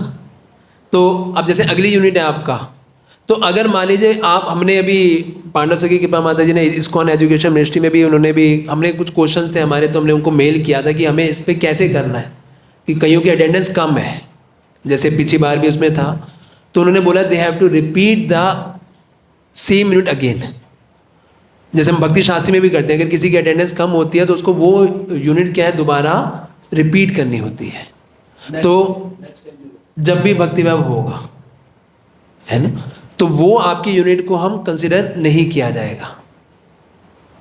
तो इसमें जो है ये अब ये उसके रूल्स हैं, हमने उन्हें भेजा, तो उन्होंने यही लिखा था उन्होंने मेल में, they have written this mail कि आपको 75 this come as a failure, अगर वो 75% से कम है तो वो उसमें they have to repeat that unit. तो आपको हर बार, ये मेरे से गलती थी कि मैंने हर यूनिट के बाद आपकी अटेंडेंस नहीं भेजी, तो फिर मैंने उनसे बात किया, तो उन्होंने बोला कि आपको every unit you have to send the attendance to the students, कि वैसे तो हम ऐप में अपडेट कर ही देते हैं, लेकिन अब हर यूनिट के बाद ऐप के अंदर आप देख सकते हो कि आपकी कितनी अटेंडेंस है या नहीं है। तो आज ही जैसे आज 12वीं क्लास हमारी ख़त्म हुई है, तो मैं 5वीं और 6ठी क्लास की जो आपके लोगों की अटेंडेंस है वो उसमें अपडेट कर देंगे। और इसमें 2 चीज़ें और हैं, उन्होंने जो हमारा एक और क्वेश्चन था कि कई लोग क्लास में अगर लेट आते हैं और कोई जल्दी चले जाते हैं, है ना, तो उस केस में क्या करना है।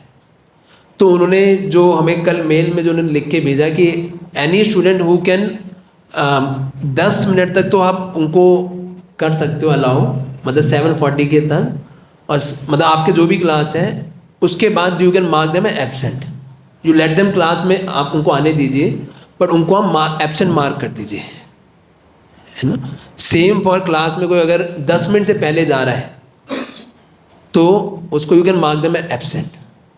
तो दे गिवन दिस रेगुलेशन, कल वो पूरा मेल उन्होंने हमें भेजा था कि I should not follow something which is not authorise, you know.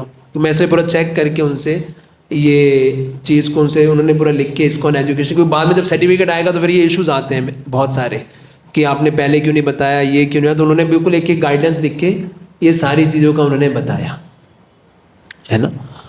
तो अभी तक ये नहीं था क्योंकि मैं भी थोड़ा अनक्लियर था इसमें बारे में, तो बट वी मेल देम, तो दे गिव दिस रिकमेंडेशन कि आप इस तरीके से इसको कर सकते हैं, ठीक है। अभी जो हुआ उसको छोड़ दीजिए फॉर नेक्स्ट, जब से है अभी तक तो मैं अपने डिस्कशन पे उसको कर दूंगा प्रेजेंट जो भी था करके, लेकिन फ्रॉम नेक्स्ट मॉड्यूल से you have to follow this norms.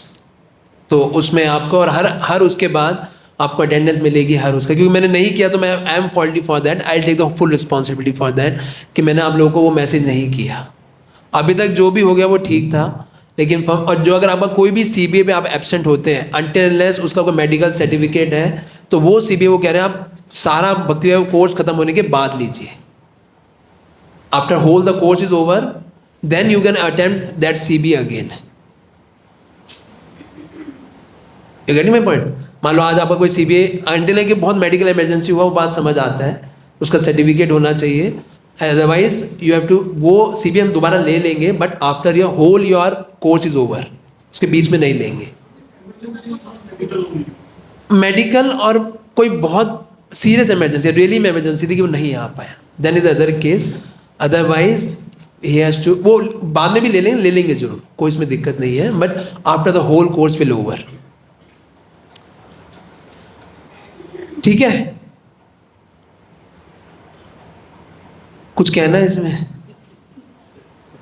ये तो मेडिकल का हो गया, जैसे वैसे that will mark as absent माता जी, है। तो इसलिए मैं इसलिए बता रहा हूँ ताकि देखो अभी भी आप लोगों का पूरा ऑप्शन है, मैंने इसलिए पैसे एक साथ नहीं लिए, हर यूनिट के हर मॉड्यूल के एक साथ दे रहा हूँ। This course require really time and effort, मैं आपको मजाक नहीं कर रहा, इसमें चाहिए डेडिकेशन, और मैं आपको एक फॉल्स में नहीं रखना चाहता कि नहीं नहीं हो जाएगा, I don't to keep you in the कि नहीं नहीं ऐसा आसान कोर्स है हो जाएगा, ऐसा नहीं होगा. It really require a dedication, time, effort. But still as a teacher of this I have some discriminationary power जो उन्होंने मुझे दिया हुआ है कि आप डिस्कशन करके I can make some changes according to the person individuality also. But the thing is कि norms can not be change for that. You getting my point? Norms को हम चेंज नहीं करेंगे उस चीज़ को पालन रखने के, ताकि उसे एक सेंसिटिविटी बनी रहती है कोर्स की, और उससे एक it helps everybody to contribute much better, more effective education happens. तो दैट वे, तो इसलिए हर मॉड्यूल का ये हमने, और इसके मैं पहले 4 मॉड्यूल्स हमने पहले आपको दिन दिखाया था. तो सेकंड मॉड्यूल और थर्ड और फोर्थ मॉड्यूल का 2000, ऐसे हर मॉड्यूल के 2,000 रुपीज़ है, 8,000 रुपीज़ में पूरा कोर्स है. और मैं ये भी एक चीज़ कहना चाहता, मैंने आप लोगों को 3 साल बोला था, बट मुझे आफ्टर सीइंग ऑल दिस, क्योंकि हमें गैप देने पड़ते हैं बिकॉज ऑफ फेस्टिवल्स, यात्रास एंड अदर थिंग्स, तो ये 3 साल में नहीं होगा. It will take minimum 3.5 to 4 years. मैं पहले बता रहा हूँ आप लोगों को कि इतना नहीं हो. अभी तक हमारा 1 साल, हमने 20 सितंबर को चालू किया था last year, today is 24 October. 1 साल 1 महीना हो चुका है. तो we have only covered 45 classes in 1 year. और इसमें मेरे को क्लासेस जो टोटल लेनी है 150 क्लासेस हैं, 150 क्लासेस. तो इसलिए इट विल टेक, क्योंकि यात्राज हैं, कैंप्स हैं, कुछ है, तो ये कुछ चीज़ें मिस होंगी. It will take minimum 3.5 years.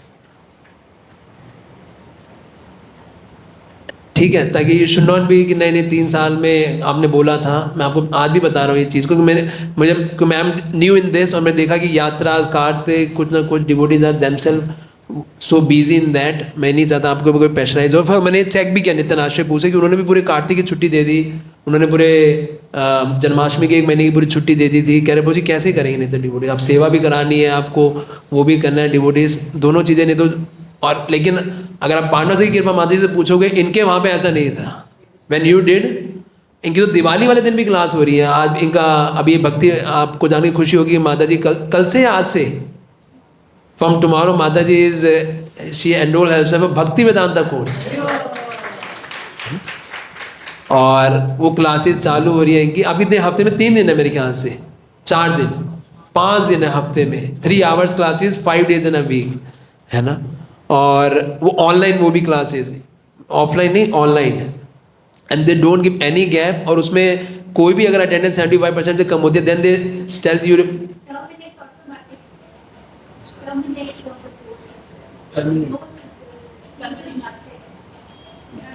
Terminate तो नहीं होता, रिपीट करते होंगे ना. नहीं,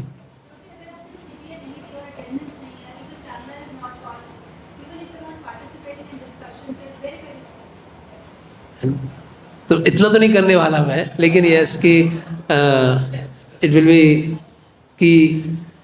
कि आप लोग सब लोग, ये एक लोकल होने का बड़ा फ़ायदा रहता है कि भाई यात्रा जाए कुछ, चलो सबके लिए ऑफ हो गया, इट कैन बी ईजी. तो दैट वे ठीक है, क्लियर है ये एकदम, है ना. इसमें कुछ पूछना तो फिर मैं आगे बस प्रेजेंटेशन करके then we start the paper. उसके बाद ऑलमोस्ट 4 साल बाद होगा आपका पूरा. Yes. पूरा हो गया तो वो भी वो गायब हो जाएगा. तो पास ही क्यों होगा? नहीं हो जाएगा, ऐसा नहीं है. जब तक तो बहुत बड़ा हो जाएगा, वो बहुत सीख जाएगा वो. तो ये ओपन बुक का था. हमने 2 क्वेश्चन हर मॉड्यूल के अंदर आपके 2 क्वेश्चन होंगे. जैसे अभी हमने पहले 2 OBA ले चुके हैं, तीसरा हमने आपको 3 OBA ले चुके हैं आपसे, है ना. अब चौथा OBA दिया है आप लोगों को.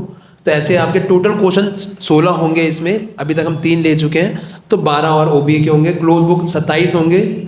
और अभी तक जो था उसमें 80% था जो आप पूरा पेपर बुक से आता था. लेकिन from the next unit it will be 20% from the direct from the book, not from the CBA जो आपको लिखा हुआ है, जो आपके क्वेश्चन दिए हुए ना. जब भी आप सबके 29, 29.5, 30 इससे कम ही नहीं आ रहे किसी के, है ना. तो नहीं, मैं ये नहीं चाहता, मैं चाहता हूँ आप और मेहनत करो. तो हैं सबसे पहले वाले में किया था, फिर मैंने थोड़ा लाइट कर दिया कि डिवोटीज थोड़ा कंफर्टेबल हो जाए। हाँ, इसका वो तो पेपर बन के आ गया, इसमें मैंने कुछ नहीं किया। अगली बार से बता रहा हूँ आपको सारी चीज़ें, तो क्योंकि आप लोगों से अभी पैसा लेना है तो मैं पहले बता दूँ, भैया कल को ये बोलो मेरे को बताया नहीं, है ना। तो 80% 20% ये है। और एवरी 3 मंथ में 7 श्लोका टेस्ट होंगे, टोटल 70 श्लोकास हैं और 4 प्रेजेंटेशंस होंगे। यही है बस, इसका असेसमेंट जो है ये रहेगा, ठीक है। तो I ended up here, now I will take over the presentation. अब कुछ पूछना तो नहीं है किसी को इसमें से कुछ भी? सबको करनी है ये जिसका रैंडम नाम, जिसको भक्ति योगा का सर्टिफिकेट चाहिए उसको करनी है। नहीं आपने उसका बॉल में फिर उसको, हाँ, पर्ची निकालेंगे हम सारे तैयारी करके आएंगे जी। जो 4 लोग की पर्ची निकलेगी वही 5 हो जाएंगे हमारी। 16 लोग हैं ना, 16 डिवाइड बाय 3 तो 6 लोग की हो जाएगी एक दिन में। नहीं, कितने हो गए?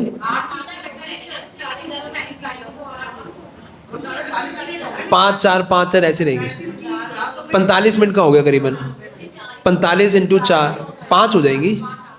4 घंटे का है ना, लिखा तो है 7:30 से 11:30। 1.5 घंटे में 2 ही, तो 3 घंटे में 4 हो गई। 15 मिनट का गैप दे दिया, 1 और हो गई, 5 हो जाएंगे ना। 4 घंटे का ही। तो अपना प्रोसेस इतना ही है कि आपने सीधे भेजा किसमें? जो भी बताया आपने। ये सब तो पहले भेजी है, दोबारा भेज दूंगा, कोई इश्यू नहीं है उसमें। अब मैं प्रेजेंटेशन में बता देता हूँ क्या क्या आप लोगों को उसमें तैयारी करनी है। तो विल बी मीटिंग, इसके बाद अभी कोई क्लास नहीं है। डायरेक्टली ऑन 23rd यू है, 3 सैटरडेज के अंदर आपकी प्रेजेंटेशंस है ना। 3 सैटरडे, तब भी क्लास नहीं होगी बीच में। We start class from the 13th December, ठीक है। पहले प्रेजेंटेशन, इससे पहले प्रेजेंटेशन हो जाएगी। तो जब आप ये 35 मिनट की प्रेजेंटेशन देंगे तो उसमें कोई आपको ओम अज्ञान तिमिरांध से नहीं बोलना है, सीधा आपको स्टार्ट करना है श्लोका उच्चारण से, ठीक है। आप 3 बारी, या एक जना कोई लिख लेगा इसको ताकि कंफ्यूजन ना हो। किसी की राइटिंग अच्छी है? यू कैन राइट, हाँ, कि आपको बस 3 बारी श्लोका उच्चारण करवाना है। एंड पीपल भी, आपको ये बुलवाना भी नहीं है किसी से। कल को आप मतलब यहाँ पे आप भी बोलो माता जी प्रभु जी, है ना, वो कुछ नहीं करना आपको। सिर्फ आपको 3 बारी श्लोका का उच्चारण करवाना है लोगों से। वो प्रेजेंटेशन के भी मार्क्स हैं। मुझे खुद एक बार करना है और फिर लोग 3 बार करेंगे एक साथ। 3 बार प्रोनाउंसिएशन करने हैं। 3 बार। हाँ जी, हाँ जी, पीछे से लोग रिपीट करेंगे ना। जैसे आपने बोला, जैसे आपका श्लोक है 1.2.6, सा वै पुंसा परो धर्मो, ये आपने बोला, फिर लोग पीछे बोलेंगे सा वै पुंसा परो धर्म यतो भक्तिरदोक्षजे यतो भक्तिरजोक्ष आहेतु किया प्रतिहता ययात्मासु प्रसीदति। सा वै पुंसा परो धर्मो यतो भक्तिरधोक्षजे आहेतु किया प्रतिहता ययात्मासु प्रसीदति। फिर ऐसे ही 3 बारी, है ना। तो ये करने के बाद फिर आपको सीधा ट्रांसलेशन पढ़ना है, शब्दार्थ, ट्रांसलेशन एंड परपट आपको पढ़ना है, जैसे भागवतम क्लास में पढ़ते हैं। वो हमने पढ़ा, शब्दार्थ पढ़ते हैं ना, शब्दार्थ, अनुवाद और तात्पर्य, word meaning, translation and purport, ये आपको पढ़ना है।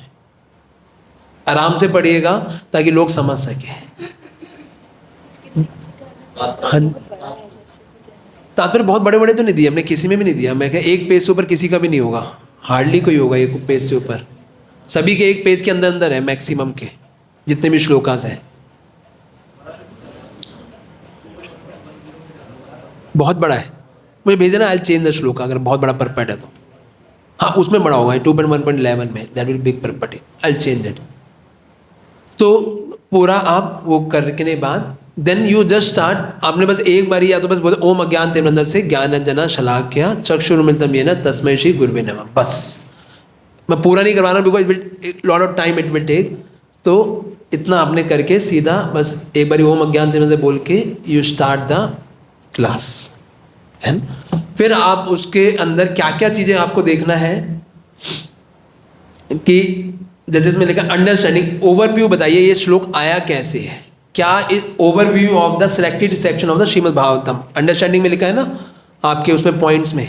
तो पूरा ओवरव्यू बताइए इस श्लोक को यहाँ पे क्यों उद्धृत किया गया है, क्या कॉन्टेक्स्ट में बोला जा रहा है यहाँ पर, कॉन्टेक्स्ट बताइए। कॉन्टेक्स्ट समझते हैं ना कि इस श्लोक का यहाँ पे क्यों यहाँ पे बोला गया ये श्लोक, क्या ऐसा सर्कमस्टेंसेस हुए कि सुखदेव गोस्वामी या सूत गोस्वामी को ये श्लोक बोलना पड़ा, पूरा कॉन्टेक्स्ट बता दीजिए।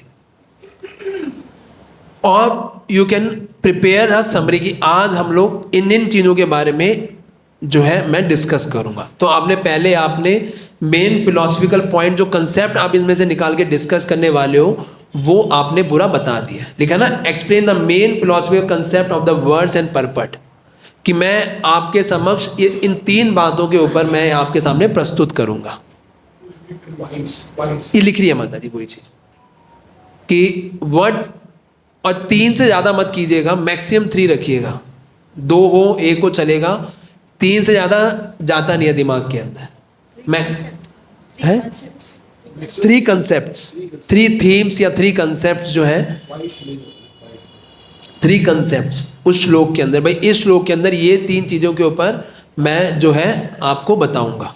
जैसे सा वै पुंसा परो धर्मो है, तो इसमें क्या 3 कंसेप्ट बन सकते हैं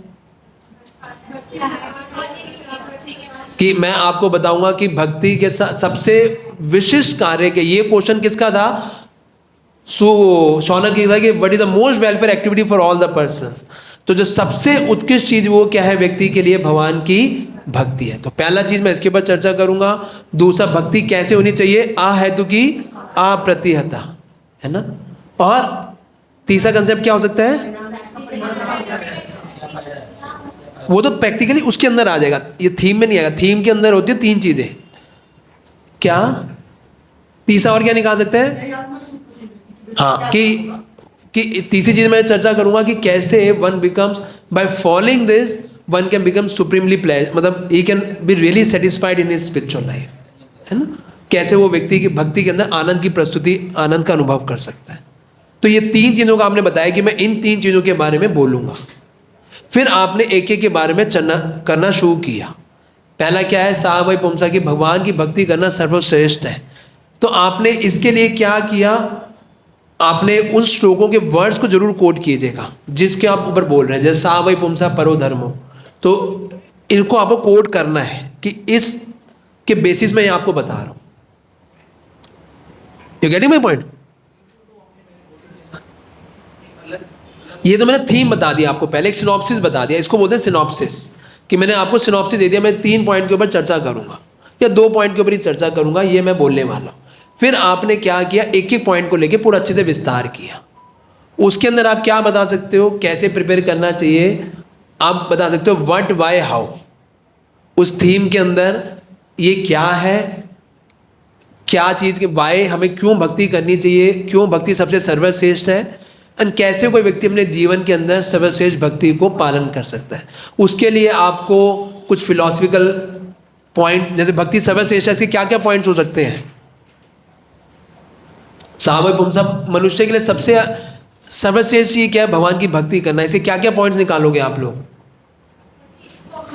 जो आपने पढ़ा है योगा से उससे वो कर सकते हैं। यस, योगा लैडर बता सकते हो। भगवान ने भगवद गीता में बताया कि जो सारी योगा लैडर में सबसे उच्चतम अवस्था क्या है, भक्ति योग। जो भगवान के पास पहुंच जाता है वो सबसे हाईएस्ट चीज पे पहुंच जाता है। तो ये एक पॉइंट हो गया। आपने भगवद गीता का उदाहरण देते हुए विद अपने श्लोका बताया, कौन सा, योगी नाम अभी सर्वेशाम मद गतेना अंतरात्मना श्रद्धावान भजते यो माम सा में युक्त तमो मतः। आपने श्लोक उदाहरण करके आप ये श्लोका बताने हैं आपको विद रेफरेंस कि ये देखो वहां पे ये उद्धृत हुआ है। आप देख के भी बोल सकते हो और याद करके भी बता सकते हो। हाँ, कम से कम उस फिलोसफिकल थीम के अंदर कम से कम 4 वर्सेस होने चाहिए टोटल। जो 3 पॉइंट है सब एक हर पॉइंट में 3 से 4 वर्सेस अलग अलग जगहों से उद्धृत करते हुए वो जरूर होने चाहिए। 3 से 4, जैसे 3 थीम्स है, तो 12 वर्सेस हो गए आपके। आपके 2 थीम्स हैं तो 8 वर्सेस हो गए ज्यादा ही लगाएंगे हैं। इसमें लिखा हुआ है कम से कम minimum 4 verses they have return. पूरे में है, पूरे में होगा, फिर वो पूरे में है, सॉरी पूरे में आप 4 वर्सेस लेके चलिए। हाँ, तीनों के मिला के 4 वर्सेस आप ले सकते हैं, ठीक है।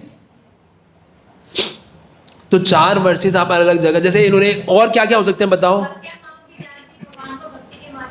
नहीं, वेलफेयर एक्टिविटी कैसे है वो, ये देखो, ये आपने जो बोला है ना, अभी इस पॉइंट से लिंक नहीं करना। मनुष्य के सबसे वेलफेयर एक्टिविटी क्या है, भक्ति करना। एक इन्होंने उदाहरण दिया बड़ा अच्छा कि आप योगा लैडर से आप ये बताया भगवान ने। और कहाँ का उदाहरण है कि मनुष्य के लिए सबसे हाईएस्ट चीज भक्ति है। कौन सा उदाहरण है ऐसे, कैसे आ सकता है कि वो उसको होता है कि भगवान कह रहे हैं मुझे कैसे जान सकता है कोई, लेकिन हाईएस्ट चीज कैसे है उसके लिए सबसे बेस्ट चीज है भक्ति। अंतकाले जब माँ बेवा स्मरण मुक्त हुआ, भगवान कह रहे हैं कि कैसे व्यक्ति जो है इस जगत से रियली मुक्त हो सकता है मेरा स्मरण करके।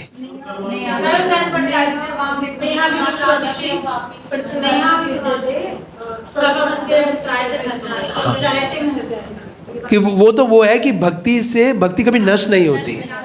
अब देखो यही कंसेप्ट से लिंक करने वाली बात है, आपके कंसेप्ट से लिंक होना चाहिए, that is the presentation marks. क्या वो कितना लिंक था उससे, आप समझ रहे हो। आप तो बोल रहे हो श्लोक, लेकिन वो लिंक ही नहीं है उसका कोई। हम बात करें हाईएस्ट चीज की,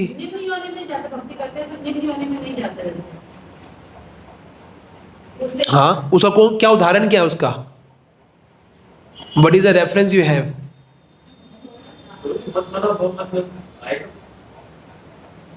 यार ये तो अब देखो ना, उसके लिए क्या है, आप क्वेश्चन थीम से लिंक करो। सा वही पुमसा परो धर्मा, कैसे भक्ति हाईएस्ट चीज है ना। जैसे उन्होंने दिया योगा लैडर की सबसे हाईएस्ट चीज। दूसरा आप लोगों ने बोला कि अंतकाले जब माँ बेवा, कि उसको जो भगवान का जब तक स्मरण के मुक्त नहीं हो सकता, you not be get liberated, तो भक्ति is the highest thing for him. Ajamil की स्टोरी कैसे,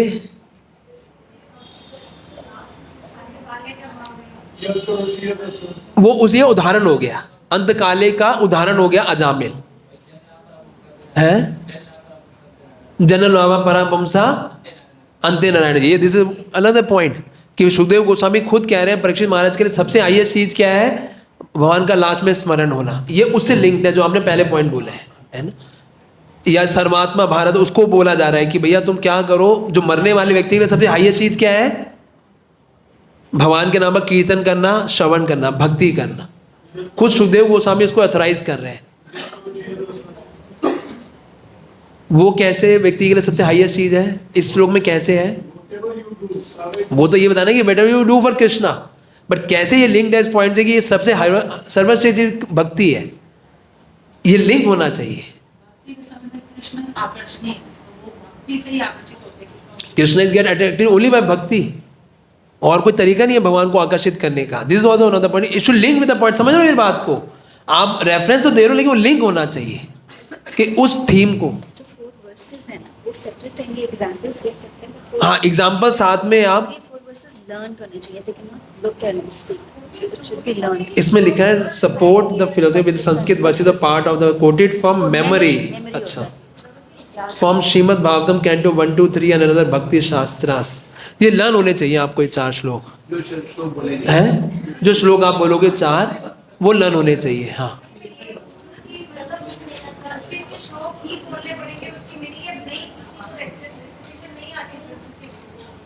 आप पार्ट ऑफ वर्सेस बोल दीजिए। इसमें लिखा है, दोनों लिखा है, इसमें लिखा है आइदर विद संस्कृत वर्सेस और part of versus.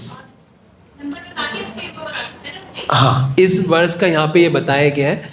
Part of, you full श्लोक नहीं बोल सकते, part of versus you can speak, है ना।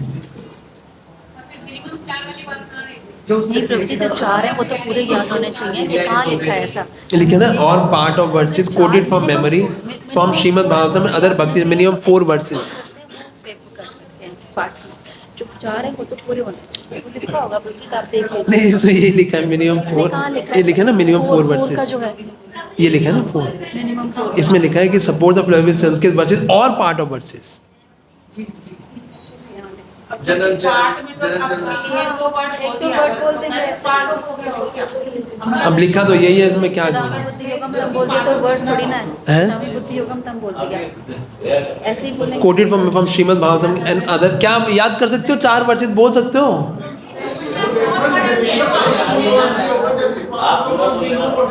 नहीं याद कर सकते? अब तो करना ही है।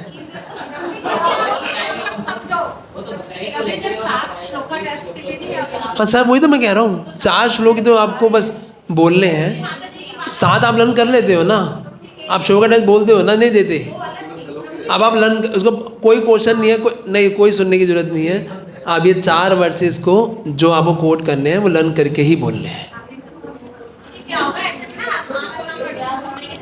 कोई दिक्कत नहीं है, वो फ्री विल है आपकी। आसान वाले जो बिल्कुल आपके दिमाग में बिल्कुल अंदर जा चुके हैं उसको ले। नहीं लिंक होगा नहीं तो फिर वो you'll get the not marks, you'll not get marks. It should get linked to the theme.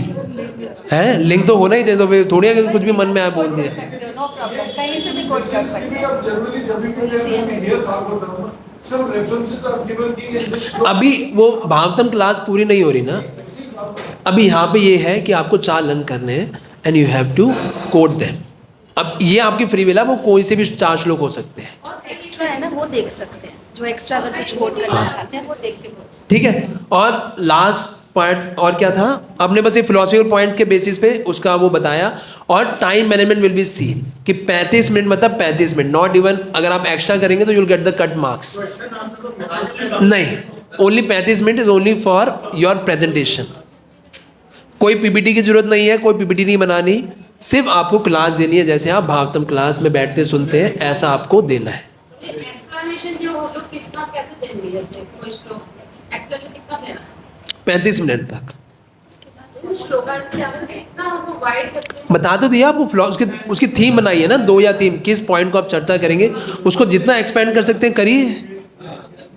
तो 30 से 35 मिनट के अंदर अभी 30 से कम भी नहीं होनी चाहिए। कहीं बोले मैं तो 20 मिनट खत्म कर दी, 30 से पहले भी खत्म नहीं होनी चाहिए और 35 से ज़्यादा बढ़नी भी नहीं चाहिए। तो 30 से 35 के बीच में। और जब आप बोलोगे लास्ट में समरी देनी है। मैंने ये आपको आज ये हमने इन पॉइंट पे चर्चा करी, ये मैंने आपको बताया आज। तो इसका मतलब जब आपको पता लगे 30 मिनट हो गए तो आप उस जगह पे पहुंच जाओ जहाँ पे कि आपको समरी देनी है। अब बस सब कि आज हमने इन विषयों पे चर्चा करी, ये पॉइंट हमने बोले, ये हमने रेफरेंस यूज़ किए और ये आपको मैंने बताने का प्रयास किया। वो तो गलत रहेगा, मान लो हमने 2-3 उसको टॉपिक दिए हैं, 3 के ऊपर डिस्कशन करेंगे, 2 ही हुए हैं, तो एक छोड़ दीजिए आप, टाइम नहीं होता ना, टाइम पे ख़त्म करने का है। टॉपिक उतने ही बताया था। हाँ, तो आप उस हिसाब से प्लान कीजिए, अपने प्रेजेंट घर में अपने बच्चों को सुनाइए, किसी और को सुनाइए कि 30 मिनट टाइम पे ख़त्म हो जाए और वो फिर उसमें एक वर्ड्स के साथ एक पॉइंट के साथ प्रभु आप एक के साथ नहीं भी दे सकते, दूसरे के साथ 4 दे सकते हो। 4 कोट करने हैं आपको पूरी प्रेजेंटेशन में, आप किसी के साथ भी कीजिए, कोई इश्यू नहीं है। कोई ऐसा बाइंडेशन नहीं है कि एक के साथ एक करना ही है। You have to give 4 quoted from the memory. ये तो हो गया। उसके बाद हम देखेंगे क्या क्या, show your competency in basic speaking and listening skills. आप कैसे आप कितना आर्टिकुलेट करके बोलते हैं, मतलब वर्ड्स बहुत क्लियर समझ आ रहे हैं या बहुत तेज़ी से बोल रहे हैं, इतनी तेज़ बोल रहे हैं कि जो हियरिंग है उनको टेंशन सी हो गई, क्या हो गया भैया, ऐसा कुछ है ना। हाँ, तो बहुत आराम से कूल हो गए, कैसे आप किस डिमेनर में आप बोलते हैं वो भी देखा जाएगा। आपने जो क्वेश्चन पूछ रहा है उसको कितने अच्छे से सुन रहे हैं आप, इसमें आपकी लिसनिंग स्किल्स चेक होंगी कि आपने वो क्वेश्चन को आप सीधा ही कट कर दिया या आप उसको आराम से सुन रहे हैं, उसको कितने अच्छे से सुनते हैं आप उन क्वेश्चंस को। फिर आपका eye contact and appropriate gestures, कि आप सब लोगों की तरफ देख रहे हैं, केवल एक ही व्यक्ति की तरफ उसको पूरी प्रेजेंटेशन सुना रहे हो, आप सबको देख रहे हो कि नहीं देख रहे आप, आपका आई कांटेक्ट कैसा है ना। फिर आपका Sanskrit versus with correct pronunciation and reasonable fluidity, मतलब प्रोनाउंसिएशन ठीक ठाक होना चाहिए and demonstrate effective time management, कि आपका ये सारे पॉइंट्स मिला के आपकी 100 पॉइंट्स की ये प्रेजेंटेशन होगी। पहले 8 में से हैं, दूसरे वाले 12 में से हैं। ये आपको इसके बेसिस पे आपको मार्क्स दिए जाएंगे, लिखा है ना सारा जो उसमें, सारा मैंने कल हाँ उसमें सारा कुछ दिया हुआ है। हाँ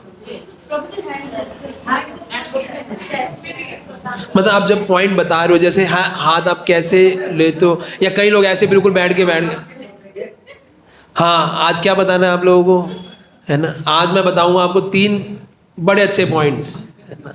सा वै पुंसा परो धर्म ये तो भक्ति रहे एतावा निर्विद्यमाना माम इच्छिताम कुतो भयाम, है ना। और पूरी भजने ऐसे बैठ के दे दिया आपने। प्रभु जी किसी का है क्या ये श्लोक? वो तो तर गया ना, उसका तो हो गया ना काम। हम तो बैठे हैं। क्वेश्चन आंसर राउंड से 5 to 10 minutes 5 to 10 minute question answer. Feedback usually 2 लोगों का फीडबैक भी होता है इसमें आज नहीं है इसमें 5 to 10 होता है इसमें तो एवरी पर्सन इसमें मैंने पूछा था वो नहीं है। ठीक है अब इसमें कुछ पूछना है आपको। 65%। 12 में से है, 12 में से मार्क्स हैं उसके, सबके में लिखा हुआ है, एक एक क्लियर चीज लिखी हुई है आपके सामने किसके कितने मार्क्स हैं। मैंने मार्क्स नहीं लिखे नहीं उसमें लिखा है ना, ये हमने जो पूरा उसमें लिखा हुआ है आपके किस में से कितने मिलेंगे। तो हर किसी की ये शीट आपको हम बनाकर विल गिव यू, और you have to be present in that. अब मुझे बस एक क्वेश्चन आप लोगों से जो मुझे चर्चा का पॉइंट था कि 4 घंटे का है ये, क्योंकि हमें 3 भागों में इसको डिवाइड किया था।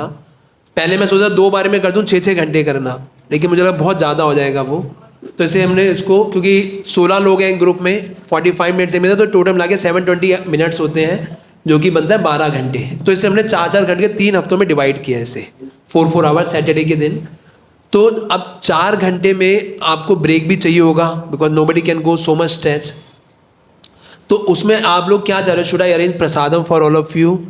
क्या आप कुछ ऐसा कुछ चाहते हो, या कुछ खाली ड्रिंक या कोई एक लिटिल स्नैक्स ही हम अरेंज कर दें, या फिर चल रहा है जो चलने दें, you will manage your self. कुछ चाहते हो आप लोग? तो मैं आप लोग से पहले पूछ रहा हूँ, क्योंकि मैं उस समय यहाँ पे नहीं होऊंगा, but I will arrange for you people. कुछ रख दे 15-20 मिनट का।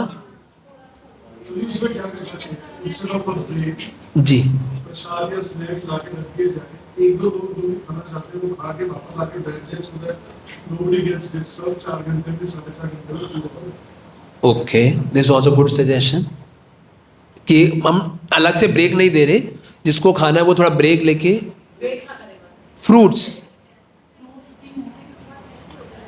अच्छा हाँ, कोई खाई गया पहले, वो बेचारों पीछे वालों को मिला ही नहीं, वही सारे। हाँ वो भी एक अच्छी बात नहीं, बात तो ठीक बोली है कि कोई खाते खाते वो खा रहा है ना, बोल भाई क्या बोलना है तेरे को। हाँ जो खा रहा है बेचारा उसी की, जो बोल रहा है उसकी हालत वैसी टाइट होती है कि बोलने वाले की तो, है ना।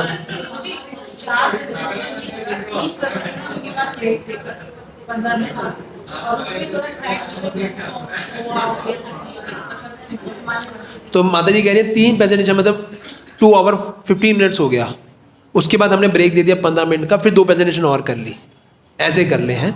और 15 से 20 मिनट का आपको पोहा जैसे कुछ ऐसे लाइट आइटम्स, कुछ फ्रूट्स रख दिया, और वो वैसे हो ही जाएगा क्योंकि लोग एडजस्ट करेंगे, थोड़ा बैठेंगे, 5 मिनट्स का तो ब्रेक मिल ही जाएगा उसमें। जैसे मान लो हमारी प्रेजेंटेशन को भेजो नहीं आना, क्योंकि आपने बाकी प्रेजेंटेशन भी पहले 100% आना है। अगर आपकी पहले दिन हो गई तो इसका मतलब ये नहीं है कि आपको नहीं आना, उसके भी मार्क्स हैं, अटेंडेंस काउंट होगी, और अटेंडेंस के तो, और अगर आप किसी presentation you will be cancel for the whole presentation, वो हमने नॉट कंसिडर, जब तो मैंने लिखा था उसमें you have to be present for the whole thing. Rupa ji का भी बता सकते हैं इससे रिलेटेड। हाँ हाँ, anything you can quote, any example, Prabhupada quotation, story बता सकते हो, एग्जांपल्स बता सकते हो, बिल्कुल बता सकते हो।